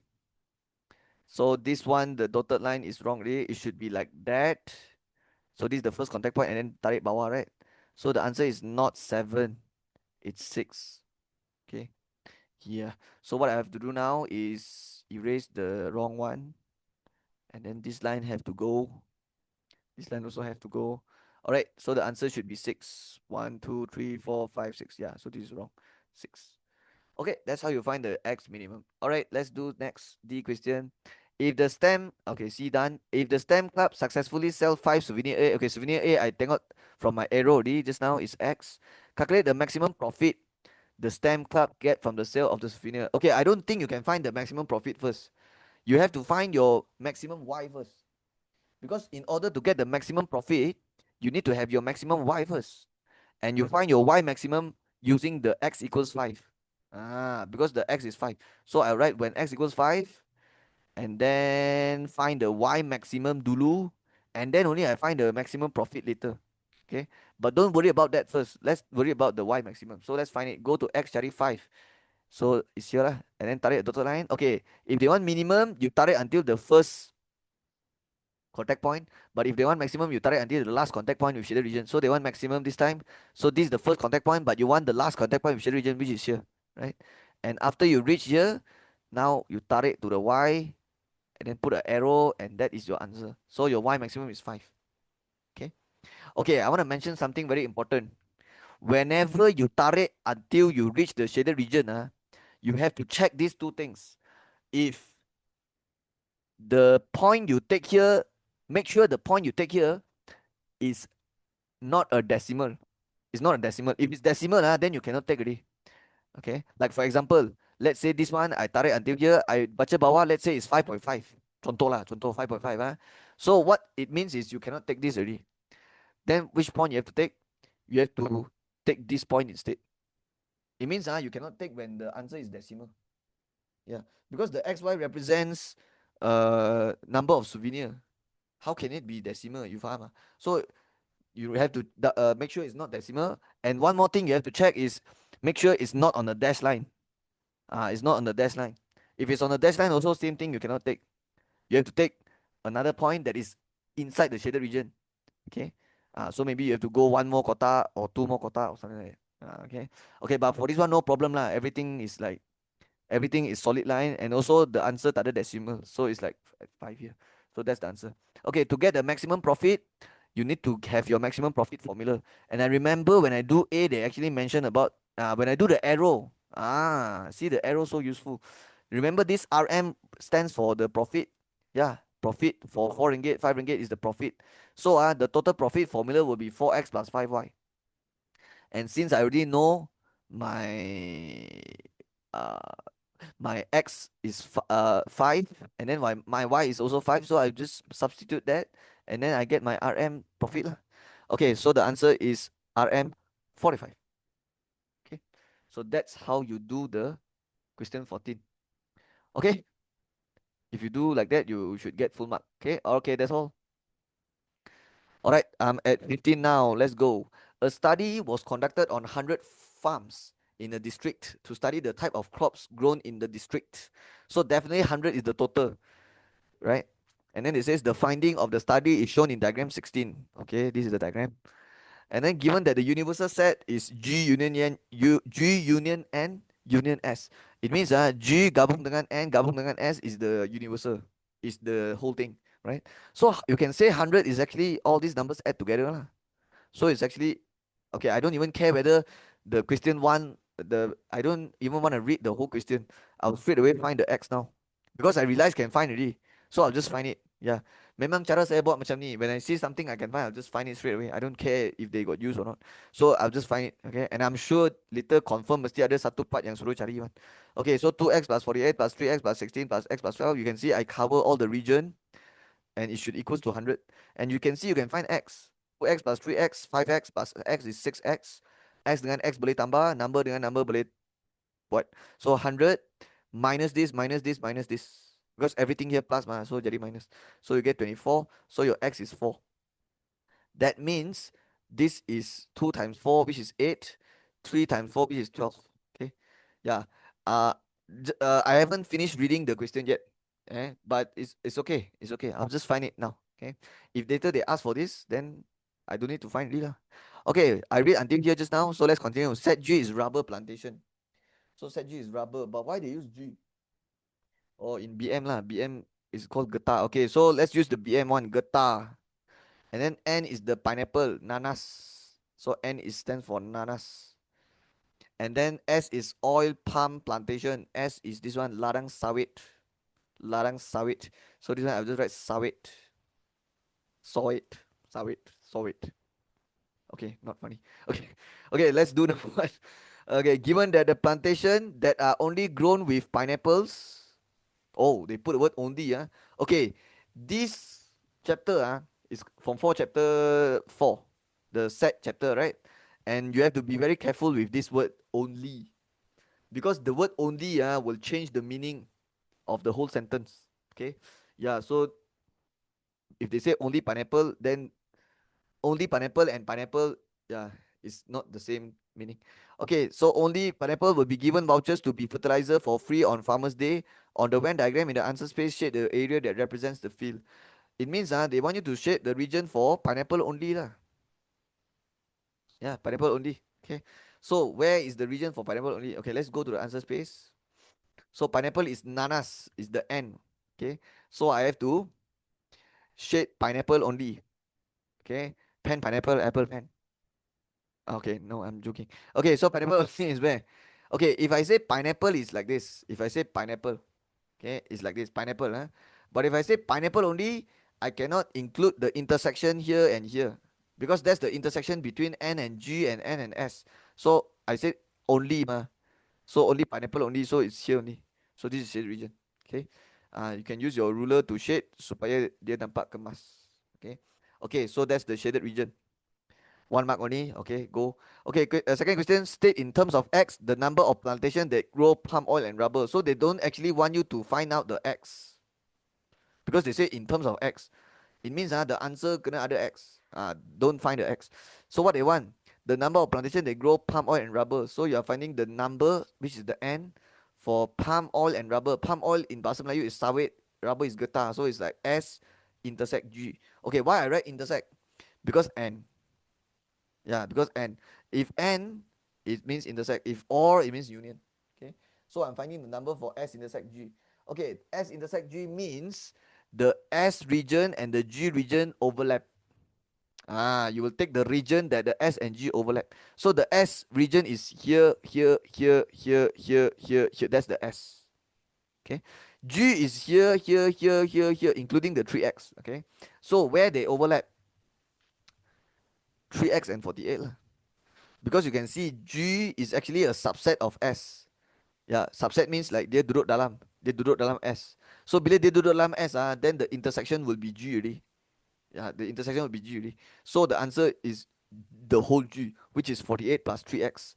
But you don't write 48 plus 12 even though I know already this is 12, but they already say in terms of X so you follow the instruction, just write in terms of X lah. So that's the answer. Okay. Okay, number 3, I feel like they will ask you to find X already because yeah, tak mungkin lah. This one I do. If no, then it means this one I do for nothing already. Okay, so number 3, calculate the value of X. All right, done that. I'll just put 3 here. Wow, so smart. Okay. Yeah, if you are lazy, don't have to do again. I do it. Okay, and then hence determine the number of plantations that do not grow pineapple. Do not grow pineapple. So I have to find number that is not pineapple. So N for not. Okay, how do you say it? Do not grow pineapple. Okay. So the number ataupun the bilangan for do not grow pineapples.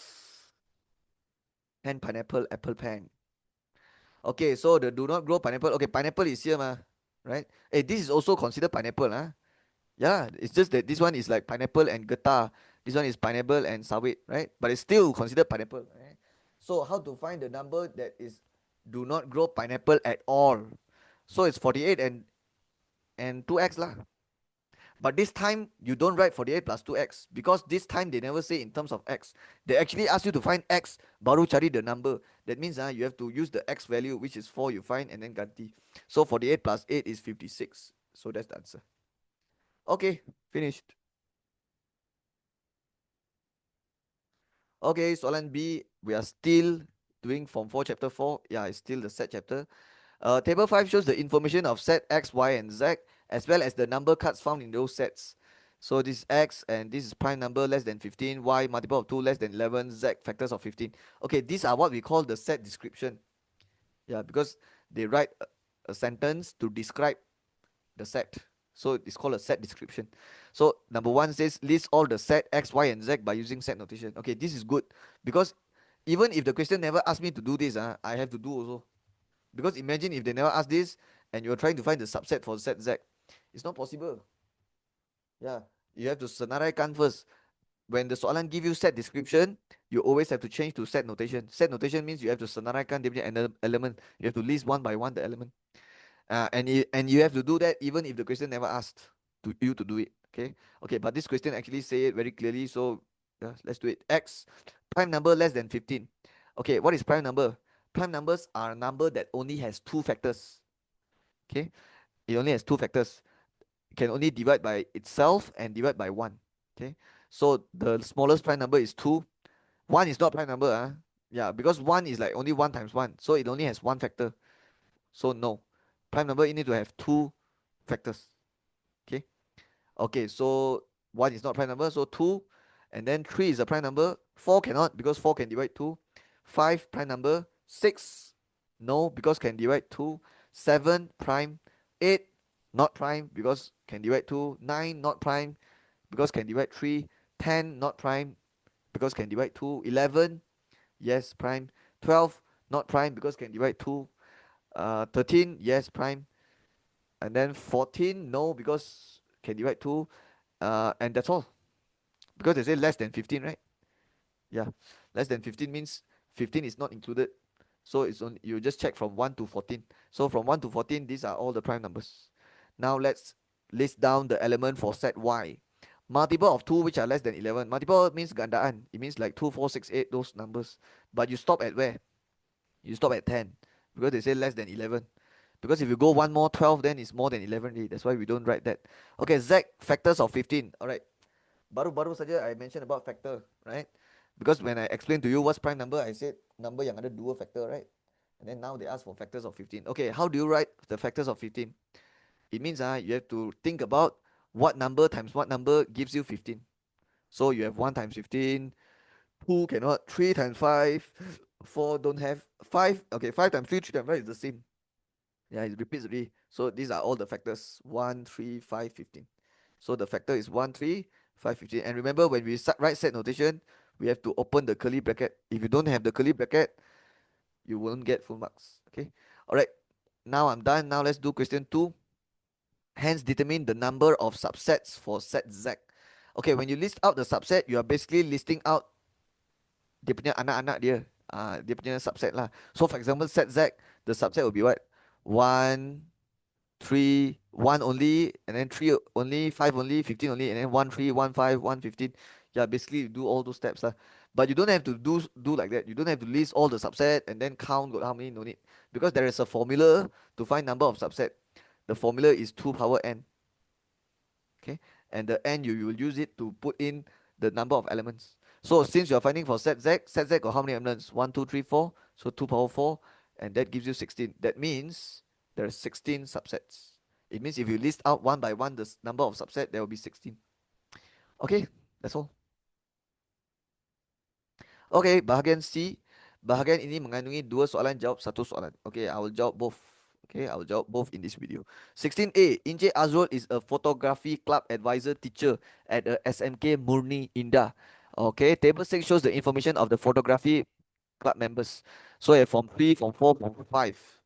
And then you have the boy student and the girl student and all different number of students.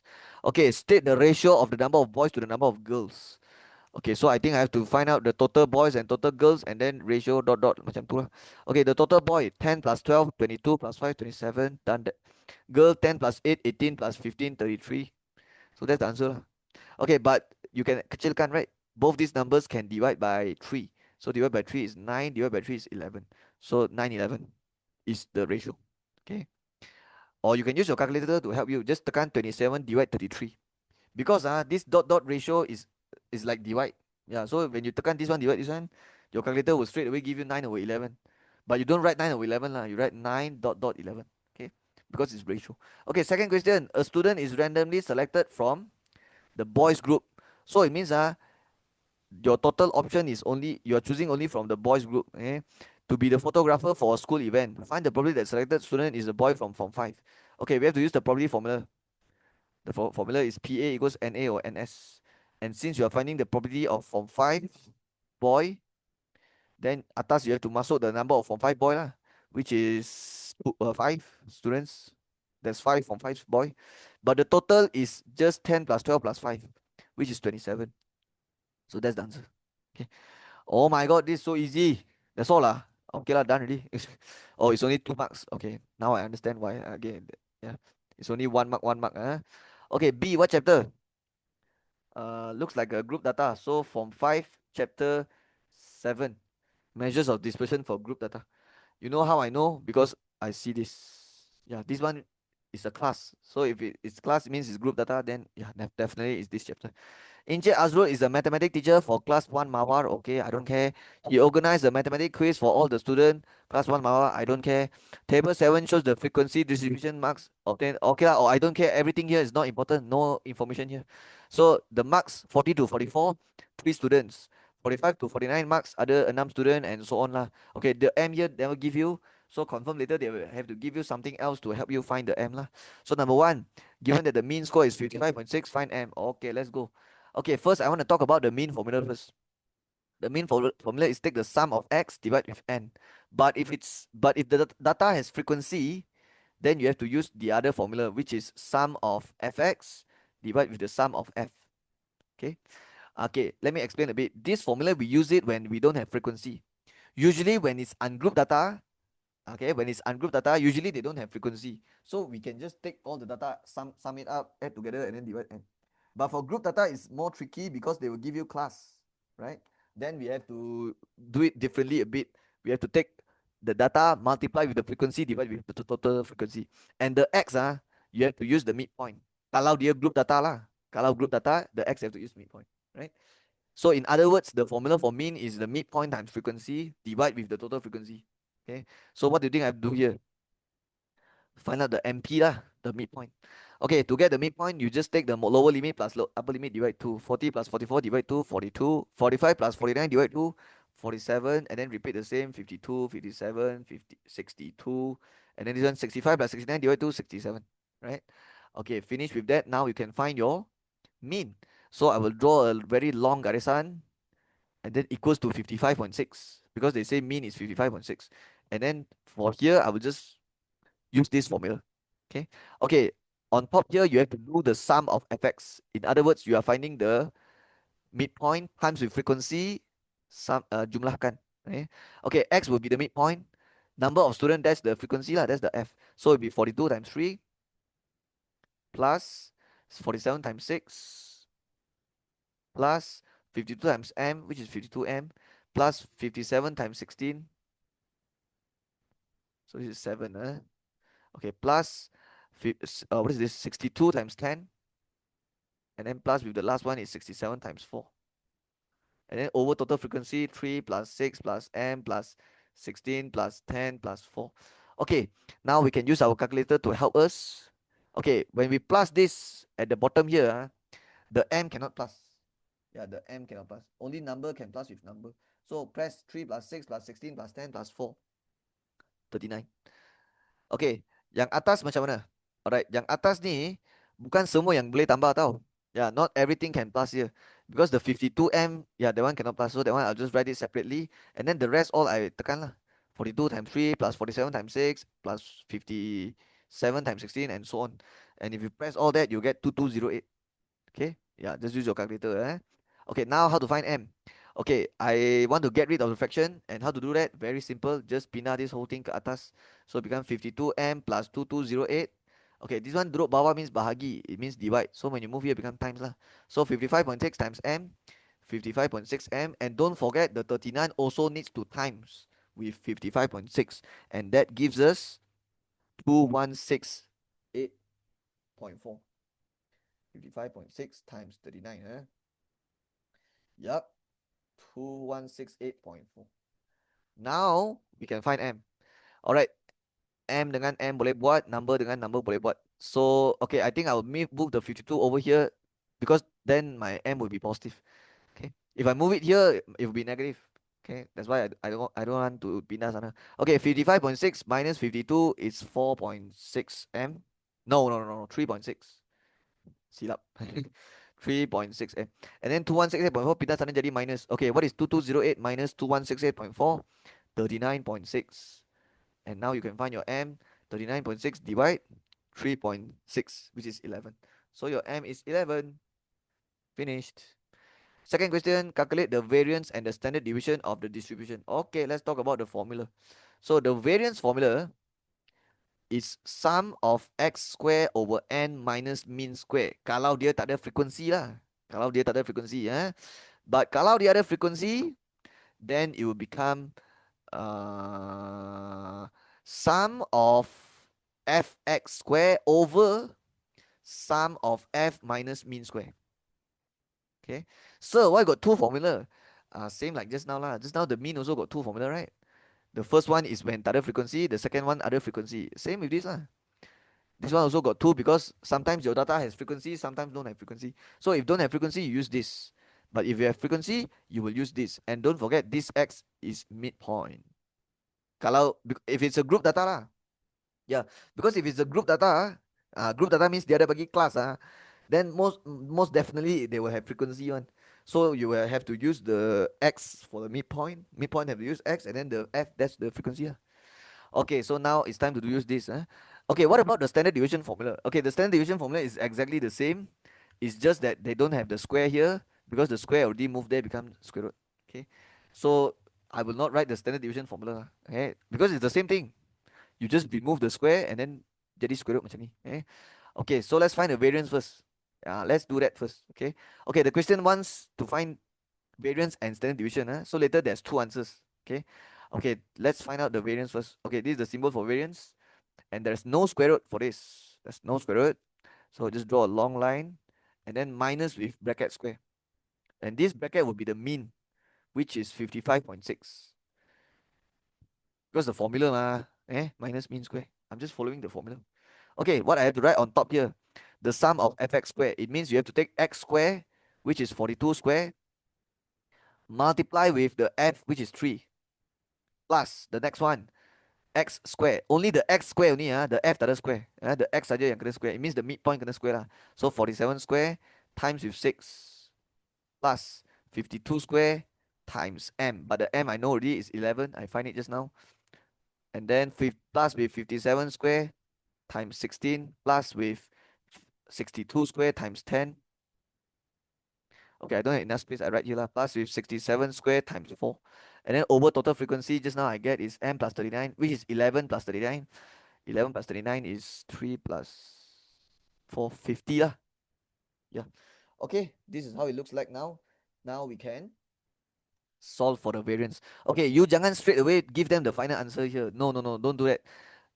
Give them two baris like that. So for here, you write down the jumlah atas over 50 minus 55.6 square like that. Then one more baris baru dia, but then only you give the final answer. Okay, why I have to do like that is because it will be easier to check answer lah if you write like this, right? Okay, so what is the sum atas semua tambah? So you get 156670. 156670. Okay, and then now you just take answer, divide 50 minus 55.6 square, and you get 42.04. So there you have it. That's the variance. Okay, next thing, they want to find standard deviation. Okay, the symbol for standard deviation is like this. Dia tak ada square. Dia tak ada square. Okay, how to find standard deviation? I told you it's the same formula. It's just with the square root. Okay, so it's the same, everything same. Cuma ada square root. Okay, so if you are lazy like me, what you can do? Just square root the 42.04 lah. Yeah, but I will use the answer button for a more accurate answer. Okay, so the standard deviation is 6.484. Write in 4 significant figure. Okay, so the soalan asks for variance and standard deviation. So this is your first variance answer, and that's your standard deviation answer. Okay, that's all. Okay, let's do C. Okay, first step is we need to know which chapter first. So let's read. Amir and Priva participate in a mathematics quiz. The quiz contains 25 questions. Okay, so far so good. To calculate the total marks, each correct answer is given X marks, while each incorrect answer is deducted by Y marks. Table 8 shows the number of correct answers and the number of incorrect answers they got. Okay, I still don't know which chapter, but it's okay. Let's keep reading. Construct two simultaneous. Okay, I know already. This one is under Form 1. Okay, it's either Form 1 or Form 5. If they want to use matrix method, then it's Form 5. If they don't want to use matrix method, then it's Form 1. Okay. Yeah, the Form 1 you use the substitution elimination method. Okay. Okay, so construct two simultaneous linear based on the image and hence calculate the x and y by using matrix method. So yeah, this one is Form 5, Chapter 2. Okay, simultaneous equation you can solve it using matrix method. Another method is the substitution or elimination method. Right. So whenever you see the question says use matrix method ataupun use substitution method ataupun use elimination method, confirm lah, confirm is the simultaneous equation. Okay. Okay, so now I need to write down the two equation. Okay. Okay, we already know what the x represents. X represents the marks added because it's the correct answer given x marks. So given. So it means that x is the marks given. Y is the marks deducted because y is the mark deducted when it's incorrect. Okay. So now they say Amir, the number of correct answer is 21. So the marks given to Amir will be 21 times x. Because for one question correct, you get x marks. So for 21 question correct, you get 21x. Plus with number of wrong answer is 4. So you have to minus lah. It shouldn't be plus, right? It should be minus. Because when you get wrong answer, you deduct. The marks is deducted. So you have to minus with the 4y. Right? And your total marks end up is 198. So 21x minus 4y will be 198.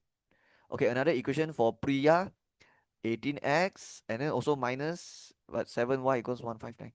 Okay. Okay, I think this 25 is useless. This is just to tell you the total here is 25. The total here is also 25. Okay, but that's not useful. We don't need that in our working. Okay, now we have to use the matrix method to find x, y. Okay, when you do the simultaneous using matrix method, after you write down the two equation, you have to change this to a matrix form. Ya, you kena tukar jadi bentuk matrix. And macam mana nak tukar? Right bracket, bracket equals bracket. The first bracket will be a 2 row, 2 column matrix, and you use this bracket to write the number before xy. Or you can say the coefficient, the perkali. So the perkali here, coefficient is 21, the -4, then this is 18, this is -7. Of course, you have to make sure the two equation is arranged nicely first lah. What do I mean by that? It means dia kena susun dalam xy on one side and then number on the other side. For both equation also you have to arrange exactly like this. Okay, for the second bracket, it will be a 2 row, 1 column matrix. It means you have 2 row, 1 column like that. Okay, and what you have to write here is the unknowns, which is x, y. So the one you write, okay, x first, right? So the one right atas, and then y after the one right bawah, and then the last bracket that will be the 198, 159 like that. So it's also 2 row, 1 column lah for this. Okay, now you can start to find x, y using matrix method. So this you have to pindah to the other side. So this matrix and this matrix, they actually times together. It's a multiplication, right? Multiply, the hubungan dia darab. So when you move there, it becomes divide. But dalam dunia matrix tak ada divide. We don't divide. Okay, we call it inverse. We call it inverse matrix. So what we have to do is we have to find the inverse of this. So we will write 21, -4, 18, -7, -1, power -1. Because that's how you write inverse. And then don't forget the 198, 159 lah. So now my job is to do the inverse of this and then take the inverse times with this. Okay, the method to find inverse is 1 over AD minus BC. What's the meaning of AD minus BC? Means you have to start dari atas, darab silang, darab silang. So 21 times -7 and then minus 18 times -4. Okay. Yeah, the formula is this minus come from the formula because the formula is like that: 1 over this one darab this one minus this one darab this one. Okay? And then bracket. Okay, just now you take 21 times -7 first. So this pair you have to switch place. You have to tukar tempat. So it becomes -7, 21. Okay, and then the remaining pair you have to change sign, tukar tanda. So -4 jadi 4, 18 jadi -18, and then left with the 198, 159. This is how you do inverse. Oops, what happened? Okay, let's continue. Now what? Now we can find out our determinant. What is determinant? The number down here lah. That's what we call determinant. The AD minus BC. Okay, the determinant cannot equal zero because if it equals because you can't divide by zero, right? So if this is zero, then automatic the inverse has no answer already. Okay. Okay, but this is not this is negative 75. Yeah, if you press all this, you will get negative 75. And then these two matrix, what you will do is you will multiply them together now. Okay.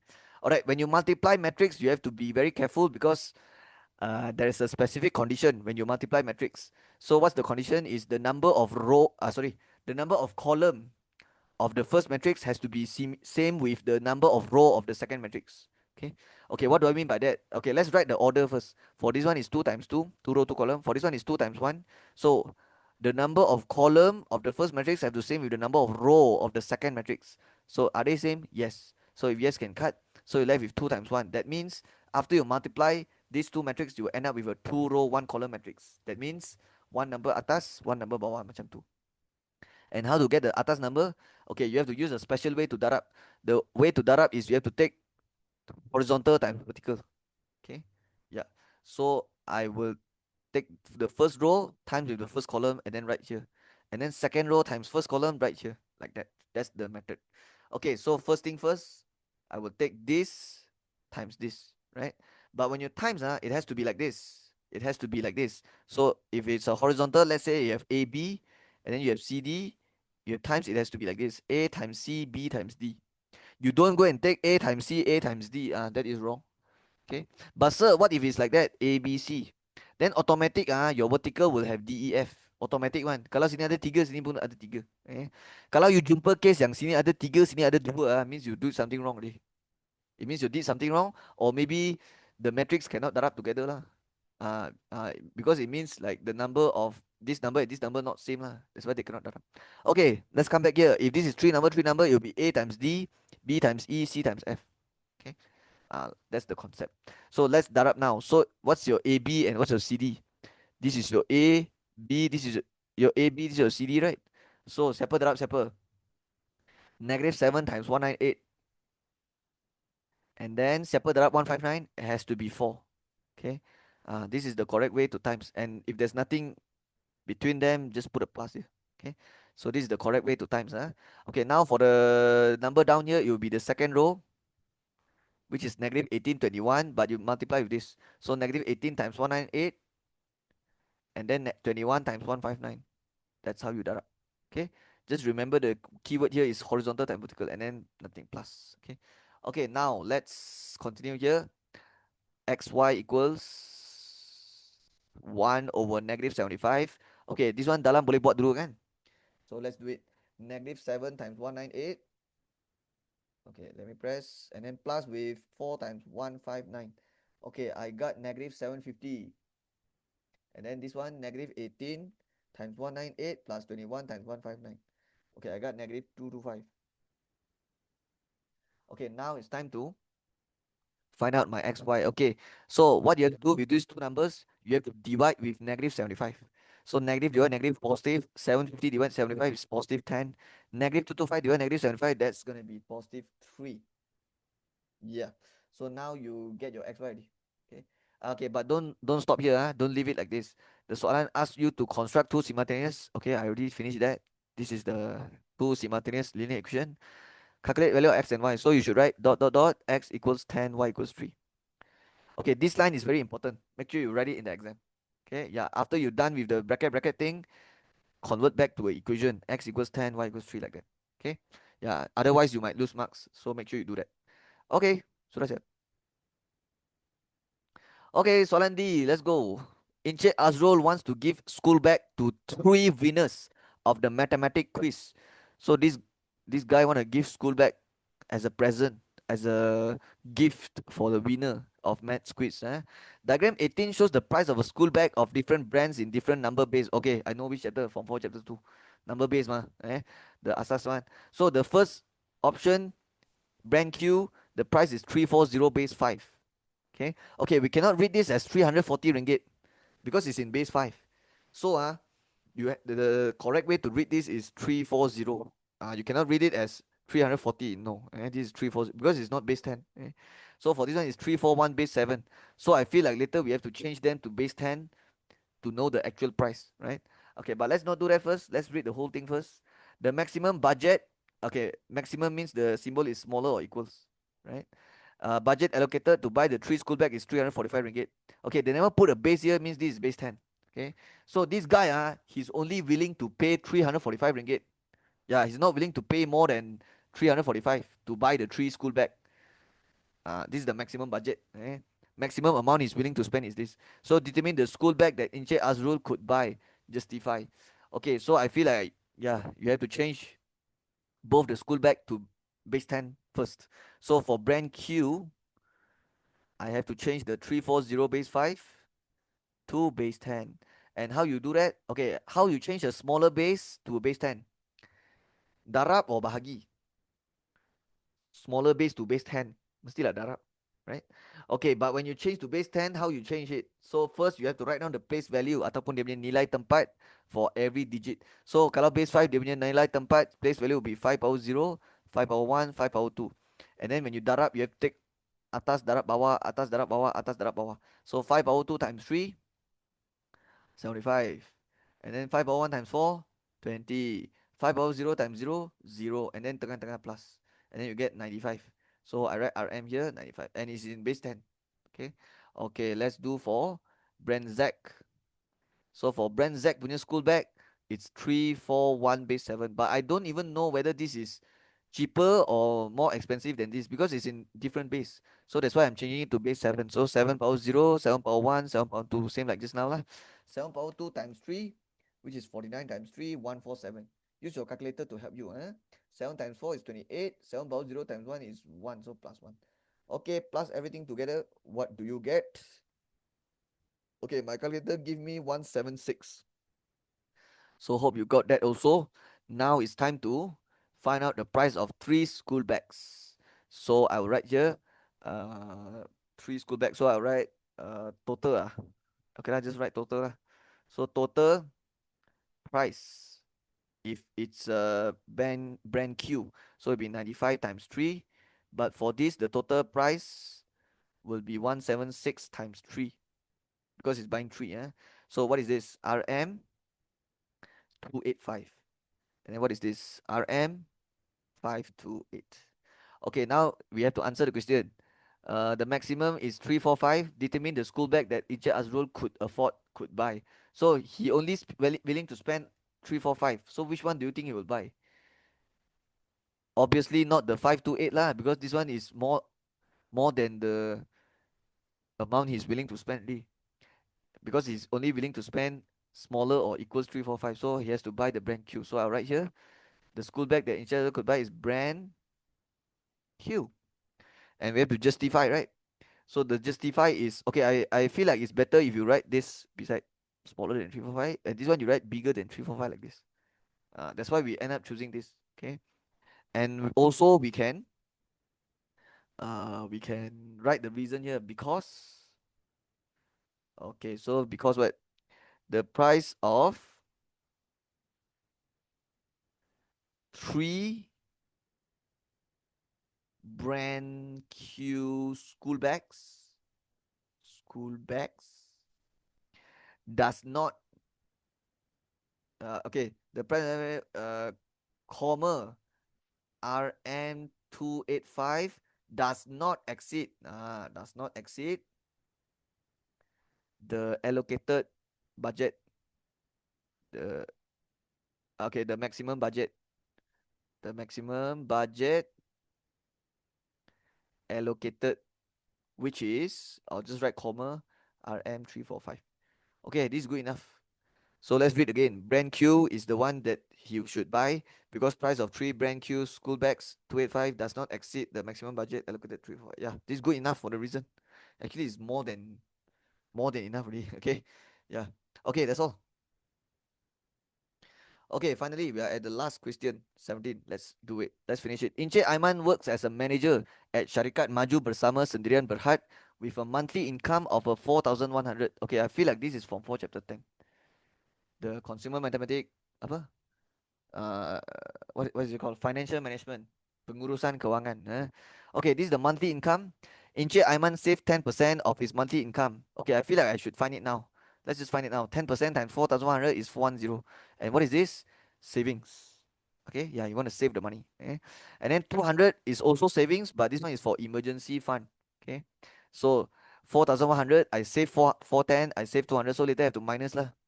And then what else? Table 9 shows Encik Aman's fixed and variable monthly expenses. So these are all the expenses. Housing loan, that's the fixed expenses. Car loan is also fixed. Utility bill, that's variable. Insurance, fixed. Groceries, variable. Okay. Okay, what is variable expenses? Variable expenses are expenses that can change according to spending behavior. Okay, so yeah, you can see utility bill and grocery. These are expenses that can change depending on your spending behavior, right? But the housing loan, car loan, and insurance, this one you cannot change. Yeah, even if you try to spend less, you can't lah. You can't change the value. That's why it's fixed expenses. Okay, okay. Let's go to A. Encik Aiman has a goal to achieve a positive cash flow of 300 per month. Okay, so the cash flow formula later you have to know it lah. It's the total income minus with the total expenses. That's the formula to calculate cash flow. Okay. He achieved his goal? Give your own justification. Suggest a suitable recommendation if Encik Aiman goal is not achieved. Okay, so I feel like I have to find my own cash flow now. Saya kena cari saya punya cash flow and then check whether my cash flow is more than 300 or less than 300. If it's more than 300, then we say that he already achieved the goal lah.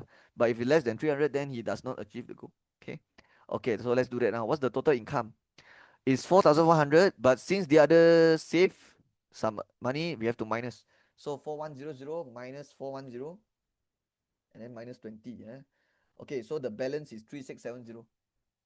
And then you have to minus with all this junk, all these expenses. So 1200 minus 650 minus 400 minus 300 minus 700. Okay. Okay, you get RM here. All right. So what is 36700 minus all these things? Okay, my calculator give me 240. Okay, as you can see, the 240 is less than 300, which is his goal. So we say that no, he didn't achieve his goal lah. Has he achieved his goal? No. And they say give your own justification. So no, because he still need needs 60 ringgit, right? So we can mention about like the difference. 300 minus 240 is 60. So he still needs 60 ringgit. Or you can say he still has a deficit. You can use this word deficit. Deficit dalam bahasa Melayu is kurang. So he still has a deficit, kurang berapa? RM 60. Yeah, that's all. Okay, but they got say suggest a suitable recommendation if Encik Aiman not cannot achieve his goal. So what's the suitable recommendation? Okay, you can either tambahkan your income, up level your income, or maybe reduce your expenses. Either one. Because when you increase your income, what happens is your cash flow will naik also. If your income naik, but expenses you have to turunkan lah, turunkan. Kurangkan you punya expenses, then the cash flow will naik. Okay. So I think his income, if you want to naik income, you can maybe do part-time job like that, right? But I feel like it's better to reduce your variable expenses, right? Okay, so you can write reduce the variable expenses. Okay, so after I write this, I will write one more line. I will say Encik Aiman should reduce should reduce his variable expenses, and let's mention which expenses. So you can say utility bill or groceries, right? Okay, I feel like grocery is like the higher amount, right? So I'll just recommend the grocery. So should reduce his groceries expenses. Oh my god, groceries expenses. Okay, yeah, that's how I do it. Okay, when you write reduce expenses, you cannot reduce the fixed expenses because these are fixed, like the car loan, housing loan, insurance. You have to pay that. It's fixed. Okay. Yeah, but the variable expenses it can changes according to spending behavior. So you can how to say change your behavior, and then the expenses will get reduced, and your cash you can increase your cash flow lah. Okay, that's all. This is only 2 marks. Okay, let's do B. Okay, what chapter is this? Annual income. Okay, Chukai, Form 5, Chapter 4, the tax chapter. Let's go. Table 10 shows the annual income statement for the year 2023 of Encik Aiman. So this is a annual income. Annual means 1 tahun. Okay, when you calculate cukai, is always 1 tahun one. Okay, as a responsible citizen like me, okay, no, I'm joking. Encik Aiman pay income tax and has received a tax relief of 9,000. Okay, I feel like I should circle this value because I feel like later I'll come back to this value later. So because this is tax relief, right? And then the individual expenses for 3,000 and 300 for his child. Okay, these both value are tax relief. Okay. Okay, so definitely we will use the income tax formula. Okay lah, let's talk about the income tax. What is the step to calculate income tax? Okay, step number 1, find your chargeable income. In Bahasa Melayu, pendapatan bercukai. So how to get your chargeable income? Pendapatan bercukai. Take your total annual income, TAI, minus with your tax exemption and minus with your tax relief. Okay, tax exemption usually they will give you donation, yeah, in the form of donation. Okay, tax exemption is usually donation or maybe charity or gift, whatever lah. Tax relief, this one ada banyak example like individual lah, EPF lah, insurance lah, KWSP lah, yeah, a lot. Okay, okay, so this is the general formula, and then step 2, refer the tax rate table. I'll just write refer table. Okay. Okay. When you refer table, you'll get two information from your table. First is the base tax. Second is the balance. In Bahasa Melayu, we call it cukai dasar and cukai baki. Okay. So first step, find chargeable income. Second step, refer the tax rate table. Get your base and balance. Step 3, take your base tax plus with your balance and then minus with the rebate. Okay. Okay, rebate, you need to know there's two types of rebate. First types of rebate is the 400 ringgit rebate, but you will only eligible for this when your chargeable income CI does not exceed 35,000. Okay. So if your chargeable income does not exceed 35,000, then you minus 400 here. Okay. Okay, another type of rebate is the zakat. Okay. And this zakat is only when the soalan got mentioned, right? If the soalan never mentioned about zakat, then don't have lah. If they got mentioned, then have lah. But for the 400, this one you have to memorize this because this one they won't tell you, they will not remind you. You have to remember it lah. Okay. Okay, actually there's step 4. Step 4 is the PCB. Okay. But not all question they will ask for the PCB. PCB is after you calculate, okay, after you take your base plus balance and minus rebate, you will straight away get your income tax already. That's the income tax already. But sometimes the soalan got asked for PCB, then you have to take your income tax minus with the PCB. And if you minus the PCB, you get negative value, it means you lebih bayar. It means like you excess. It means the LHDN will refund to you. Okay. But if you take your income tax minus PCB, if you get positive, that means you kurang bayar lah. You have to pay the difference. You find the difference, and that's the amount you have to pay. Okay. Okay. Let's check whether this soalan got PCB or not. If there's PCB, then I will write the nota for you for PCB. Okay. Don't have. Yeah. So yeah, don't have. So yeah, not all question ask for the step 4 one. Only like certain some of the question. Okay. So for this question, I'll just the notes is just until here lah. Okay. Okay, but for the PCB one, you have to be aware, bila masa lebih bayar, bila masa kurang bayar. Okay. Okay lah, let's come back here. So just now I bulat the 9,3600, that's the tax relief. Okay. Alright, continue. The following are Encik Aiman's income statement for the year 2023. At the end of each year, the company will grant a bonus for 500. Encik Aiman also made a donation 200 to the Pinang State Public Library Corporation this year. Okay, the 500 is a bonus.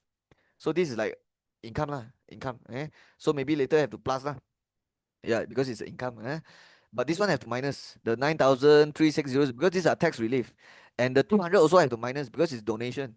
And I told you donation is tax exemption. Okay. Yeah lah, they always give in the form of donation one. The tax exemption they always give in donation. Almost all the question, you look at all the income tax, must other donation always. So that's the tax exemption. Okay, let's look at go through the table together. So this table, okay, syarikat maju bersama. This is the name Aiman, employee number, okay, year 2023. So this is the gaji asas basic pay 49200. So this is definitely the annual income lah, right? Annual income. And then the allowance, attendance 1200, medical fee 3000, petrol 1800. Okay, let me tell you what are all these. These are all the what? The tax tax exemption or tax relief. Okay, allowance usually we don't how to say we don't include that for the when we calculate the income tax. When we calculate the chargeable income, we don't include this. So this one we cannot take later. Yeah, the medical fee, petrol, attendance, yeah, we don't take. Okay. So I will cancel all this. Okay. And the 55200 is the total for here, everything, right? But we will not take this value. So we'll only take this. Yeah, the 1 year salary. Okay. This one we don't when we calculate chargeable income, we don't include this. And then KWSP, okay, this one is the deduction. So KWSP, yeah, this one I have to minus because this is a tax relief, TR. Insurance also tax relief, TR. Okay, zakat is a rebate. Zakat is rebate 360. So this one I have to minus, but not at the step one, at the final step. The final step, the last step, baru you minus the 360. And then this is the total deduction, but I feel like you can't look at this value. Yeah, this value tak boleh tengok. Because the total deduction is they already plus everything here, right? But the rebate you have to minus at the different, how to say, at the different time, right? Yang rebate tu you tolak not at the same time with the relief. That's why we cannot refer the total here. Okay, now mesti they ask for chargeable income lah. Okay, this is the tax rate table lah. This one we need this for the step 2 later. And then by referring table, blah blah blah. Number one, calculate chargeable income. Yeah, I knew it. Mesti one. And then after chargeable income, find the apa cukai pendapatan lah. Mesti. Okay, so I'll do it here. So number one, I need to find the CI, chargeable income. Dalam bahasa Melayu, pendapatan bercukai. According to my notes, the chargeable income is total annual income minus total tax exemption minus tax relief. So the total annual income, okay, I remember there's an income here just now. Okay, 9,000 is the relief. That one have to minus. This one also relief, kena minus. 500 is the bonus. So 500 is definitely the income. Donation is tax exemption, so you need minus. So 500 plus with this 49200. That's your income. So 49200 plus with 500. Okay. But sir, why don't you plus with this? This one also allowance ma. Also, okay, I told you just now, right? We don't include the allowance in our chargeable income. Okay. Yeah, so that's why all this cannot plus. Okay. Okay, minus with what? Minus with all the exemption, all the tax exemption and tax relief. So you have tax relief 9,000, 3,600. So yang tu kena tolak. 9,000 minus 3,600. Okay, apa lagi? Okay, 500 is the bonus tadi sudah buat. And then the 200 donation lah, because that's the donation. Donation is tax exemption. And then, okay, this one sudah. Ini tak payah tengok. Okay, minus 672. Yeah, that one is tax relief. And then minus 4200 also tax relief. You jangan minus 360. You minus 360. I kasih hantam you. This one cannot minus here. Rebate, you, no. No. Sekarang minus exemption dengan relief saja. Okay, let me press my calculator. Okay, you have to wait me a bit. 19200 plus 500 minus 9,000 minus 3600. I'm pressing my calculator. Minus 672 minus 4200. Okay, my calculator give me 32028. Okay, so that is my chargeable income answer. Okay, okay, now I'm ready to do next question 2. Is Encik Aiman eligible to receive a rebate? Give justification. Okay, question 2, I'll just do it here. So, what do you think? Is he eligible for the tax rebate? Okay, I told you in my notes just now, there's 2 types of rebate you need to memorize. First is the 400 rebate, second is the zakat. But if the question asks you whether he's eligible or not, I'm sure he's referring to this, right? Yeah, usually most of the time when they ask whether he's eligible, it means dia tanya layak ke tak layak dapat rebate. It's usually referring to this rebate. Yeah, it won't be referring to the zakat one. Yeah, usually it's referring to this. Okay. So what we have to check now is check whether your chargeable income Dia sudah lebih 35,000 or tak melebihi 35,000. If tak melebihi, then layak lah, eligible lah. So what is your chargeable? 32028. So obviously dia tak melebihi 35,000. It does not exceed 35,000. It means he's eligible for the rebate. So is Encik Aiman level? Yes. Okay, give a justification. Cause the chargeable income what? So yes, Aiman is eligible. Excuse me. Eligible for tax rebate of 400. Tax rebate of RM 400. Okay. Because his chargeable income does not exceed, tidak melebihi, tak melebihi, does not exceed 35,000 RM 35,000. Okay, this is how I do it. Okay, it's only worth 1 mark, so that's all. Number 3, calculate Encik Aiman's income tax for the assessment year. This one you have to do the step 2 and step 3 lah. Remember, step 1 is the chargeable income, done that. Step 2, refer table. After refer table, do step 3 to get, yeah, this is the formula lah, to calculate the income tax. Okay, now what I will do, I will refer table, but I will use the chargeable income answer, which is 32028, and then refer the table. Okay, because the table here, you see, they write chargeable income, right? So what is the chargeable income? 32028. So which one? This one, right? Because 32028 is between 20,000 and 35,000. Okay, we only, the way I always teach is just tengok yang ni, first berapa, and then tengok ni, and then tengok ni. The rest all jangan tengok. Itu semua tak boleh pakai. Just throw it away. Don't look at it. It will just confuse you. So just tengok ini, tengok ini, tengok ni. So first 20,000, 153 ringgit. What do they mean by that? It means for the first 20,000 ringgit, you have to pay 150 ringgit. And this is the cukai dasar, the base tax. Okay. Then how to get the balance? The balance is you have to take 32028 minus the 20,000. Because the first 20,000 you pay already. So you have to minus 20,000 and take the balance, multiply with 3%. That's what it means, right? Okay, so now I will do my question 3 here. So I get my base tax and my balance from my table. So the base tax I told you already. The first 20,000, the amounts in it, that is the base tax, 150. Okay. And for the balance, you have to take something minus something and then darab with the percent. So the balance will be 32028 minus with 20,000. Okay. 32028 minus with 20,000 because they say first 20,000 and then multiply with the percentage down here 3. Okay. So multiply with 3 over 100. Okay. Now I press all this. Then I'll get the answer. 32028 minus 20,000 equal and then times 3 over 100. Okay. 360.84. Okay, now I done my step 2, which is referring the table and finding the base and balance tax. Now it's time to do step 3.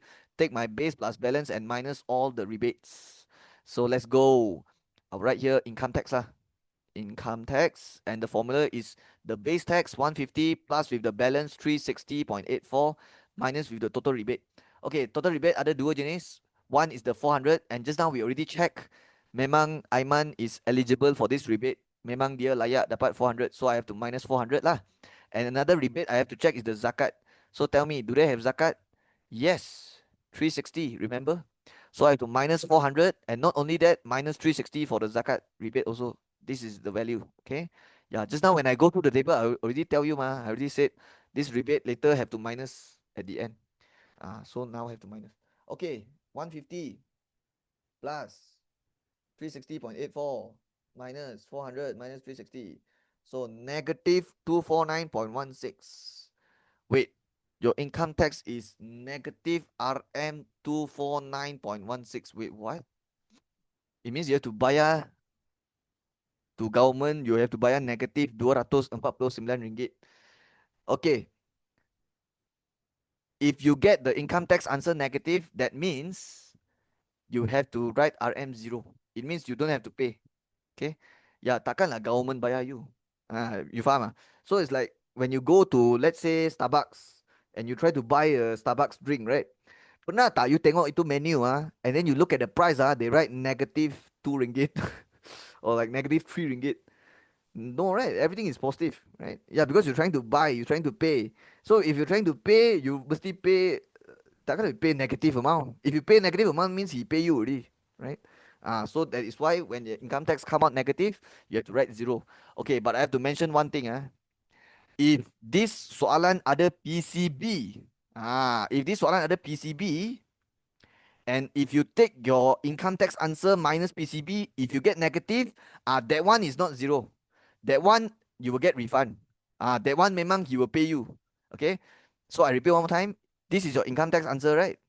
So if you take your income tax answer, okay, means you tekan all this, you dapat something. And then if you minus with PCB, but usually the PCB amount you have to times 12 first. After you times 12, then baru you minus. And if you take this one minus this one, you get negative answer. That one is like that one is like he will pay you the extra. He will refund to you. Okay.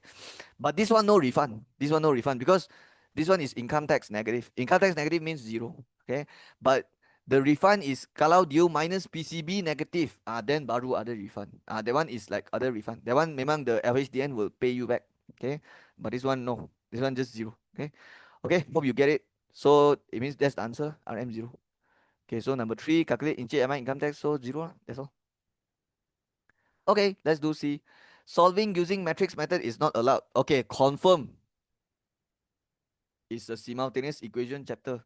Because when you see this word, solving using matrix method, ataupun using substitution or elimination, ataupun cannot use this method, can or cannot, doesn't matter lah. When you see this, you know already it's simultaneous, right?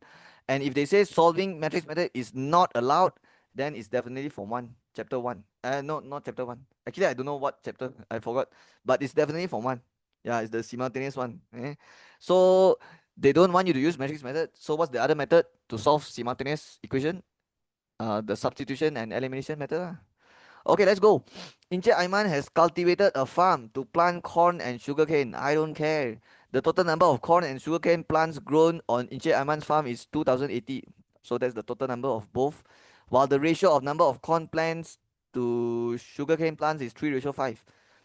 Okay, calculate the number of corn and sugarcane. Alright, I need to write down the two equations first. But it's very difficult when you don't know what the XY represents, right?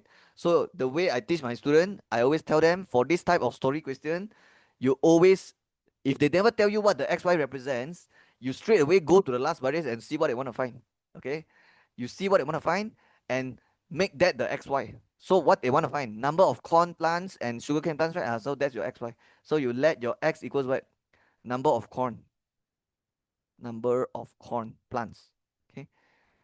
And then Y would be number of sugarcane plants. Okay. So I repeat one more time. When we write the two equation, we need to make sure we know what's the XY, because if we don't know, it's very hard for us to write the equation, right? So the tips I can give you is straight away see the last baris and see what they ask us to find. It means see what's the final answer and make that the XY. It means later you find XY, and after you get your XY is the final answer. That's all. And try to be specific when you write the XY. Don't just write X equals corn. No, no, no. Be specific. Is it the number or the mass or the weight or the price? Write it specific. Okay, so X is number of corn, Y is number of sugar. Right. Let me explain in BM. Kalau dia nak cari, kalau you nak tulis dua-dua equation tu, dia susah sebab kita tak tahu X, Y tu apa kan. So, awak boleh terus tengok dia punya last baris. Apa yang dia suruh cari tu dekat last baris tu, itulah you punya XY. Just jadikan benda tu XY. This is the easiest thing to do. And after you do that, now you read again the whole thing. Now you can write already. So the total number of corn is 2080. X plus Y 2080 lah. Because 2080 is the total number of plants grown, of both plants grown. So 2080 is the first equation. What about the next one? The ratio of the number of corn to sugarcane is 3:5. It means corn ratio sugarcane is 3:5. But corn is X and sugarcane is Y. So X ratio Y is 3:5. It means X over Y is 3/5 lah. Because ratio means bahagi. And then you can cross multiply darab silang. Because we want to get rid of fraction. So X 5X equals 3Y. Okay, this is your equation 1, this is your equation 2. Now we can do simultaneous. But they already said cannot use matrix method. So I will not be using matrix method. I'll be using the substitution or elimination method. And I will use substitution. Yeah. Substitution method, macam mana nak buat cara penggantian substitution? First, you kena jadikan x or y single lah. So I will start from equation 1 and jadikan y single lah. So x pindah sana jadi 2080 minus x, and let's call this equation 3. And kenapa I jadikan y single? Because I want to ganti this y inside here. That's why the method is called penggantian, substitution. You are trying to sub 3 into 2. So it becomes 5x equals 3y. The y bracket letak ni lah, 2080 minus x. Now expand 3 times 2080, 6240. And then 3 times negative x, negative 3x. X dengan x boleh buat, tapi pindah sini dulu, jadi 8x equals 6240. So your x is 6240 divide 8, which is 780. Now what? Find y lah. So ganti dalam here, when x equals 780, my y will be 2080 minus x bracket 780. And if you press this, you will get y 1300.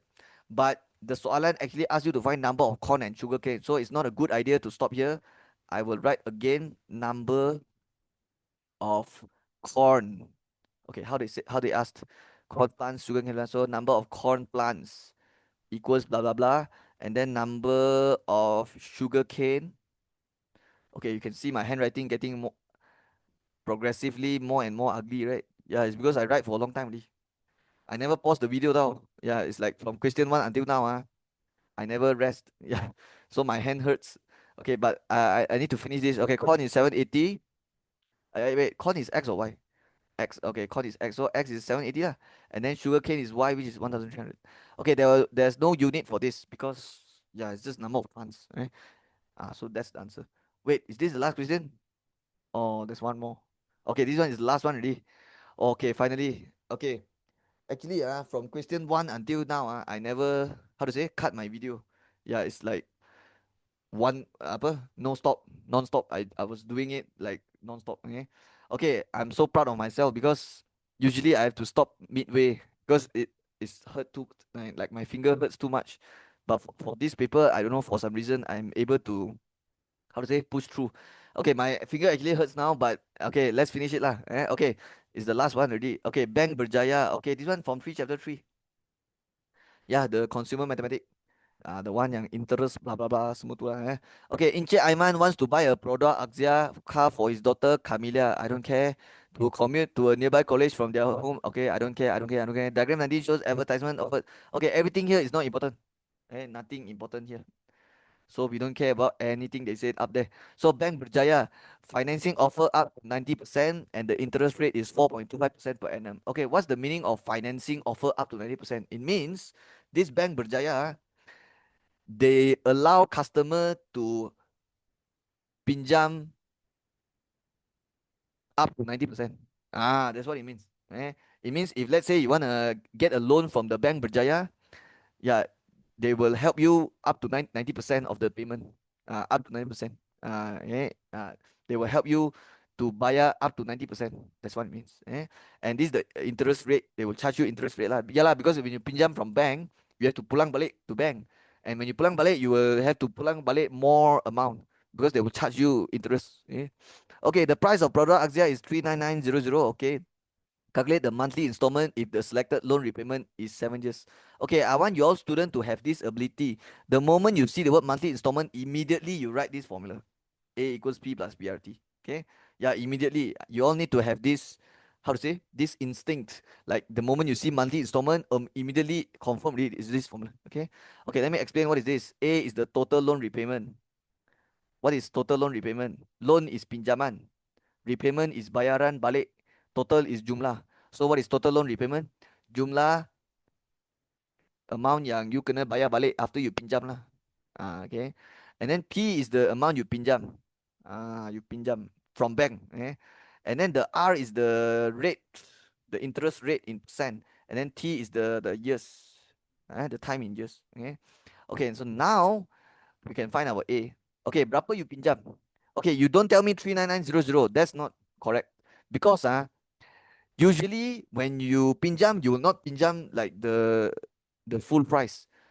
Okay, you will actually bayar sikit yourself first. You will bayar sikit yourself first. So to get your P, means the amount you pinjam, You remember the Bank Berjaya only financing up to 90%, right? Yeah, so that means the 10% you have to team yourself. The 10% is like you pay yourself. So the 10% that's the down payment lah.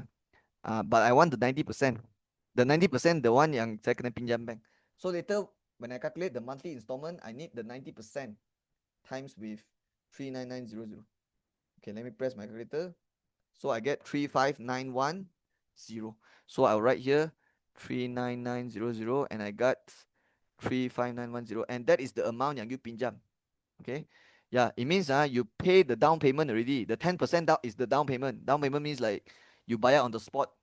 Okay. Yeah, you buy on the spot and you own the car for now. And then the rest you buy a monthly installment and you pinjam this amount to bank. So now you go to bank and you say, hello bank, I want to pinjam this amount. And then the bank said, okay, boleh. And then he will charge you interest lah. So so the bank will calculate for you how many you have to bayar balik, right? So of course you have to bayar balik the 35910 because that's the amount you pinjam, but you have to plus with the interest because they will charge you interest, right? And the formula for interest I is PRT. That is why the formula is like that lah, plus PRT. Okay, plus with 35910 times with the rate, interest rate is 4.25%, which is 4.25 over 100, or you can also write 0.0425. Because when you divide 100 in decimal is 0.025, and then times with the T has to be in years, so it's 7 years. Okay, now I just press all this and then I will get my answer. So 46593.225. So what is this? 46593.225 is the A. And what is the big A? Total loan repayment. Total loan repayment means jumlah yang you kena. Okay, you pinjam 35910. Tapi bila you bayar balik kepada bank, you kena bayar ni. But why you have to bayar extra is because they charge you interest. That's why you have to take the amount you pinjam tambah with interest. So this is the amount yang you kena bayar balik. Okay.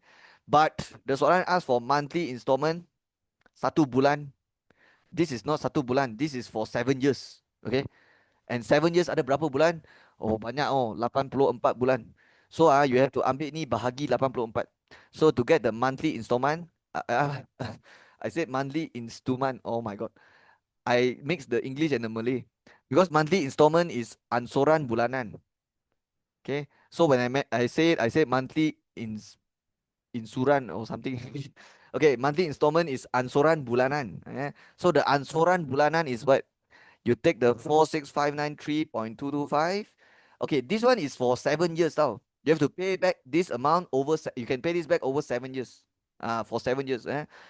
But they don't want 7 years. They want 1 month. So what you can do is divide 7, because when you divide 7, you know for 1 year, and then divide 12, get 1 month. Divide 7 to get 1 year, and then divide 12 to get 1 month. Okay. So I'm gonna press this in my calculator now. Okay. Wait. 4.25. Okay, 465 and then divide 7, divide 12. Okay, 554.68. You write 2 decimal place is enough because RM can only write until 2 decimal place. Okay. Okay, so it means every month you have to pay a monthly installment of 554.68. And if you pay over 7 years, you will clear your hutang already. After 7 years, you will clear all this hutang. Then it's like you fully own the car already. No one will go and seize your car during the midnight time or whatever. Okay, so this is the end of the question paper. All right, I'm done with the paper. Okay, hit the subscribe button if you want more. And if you want to gain early access to all my trial videos, you can join my member. Okay, all the link is in the description. Okay, all right, I'll see you in the next video. Bye bye.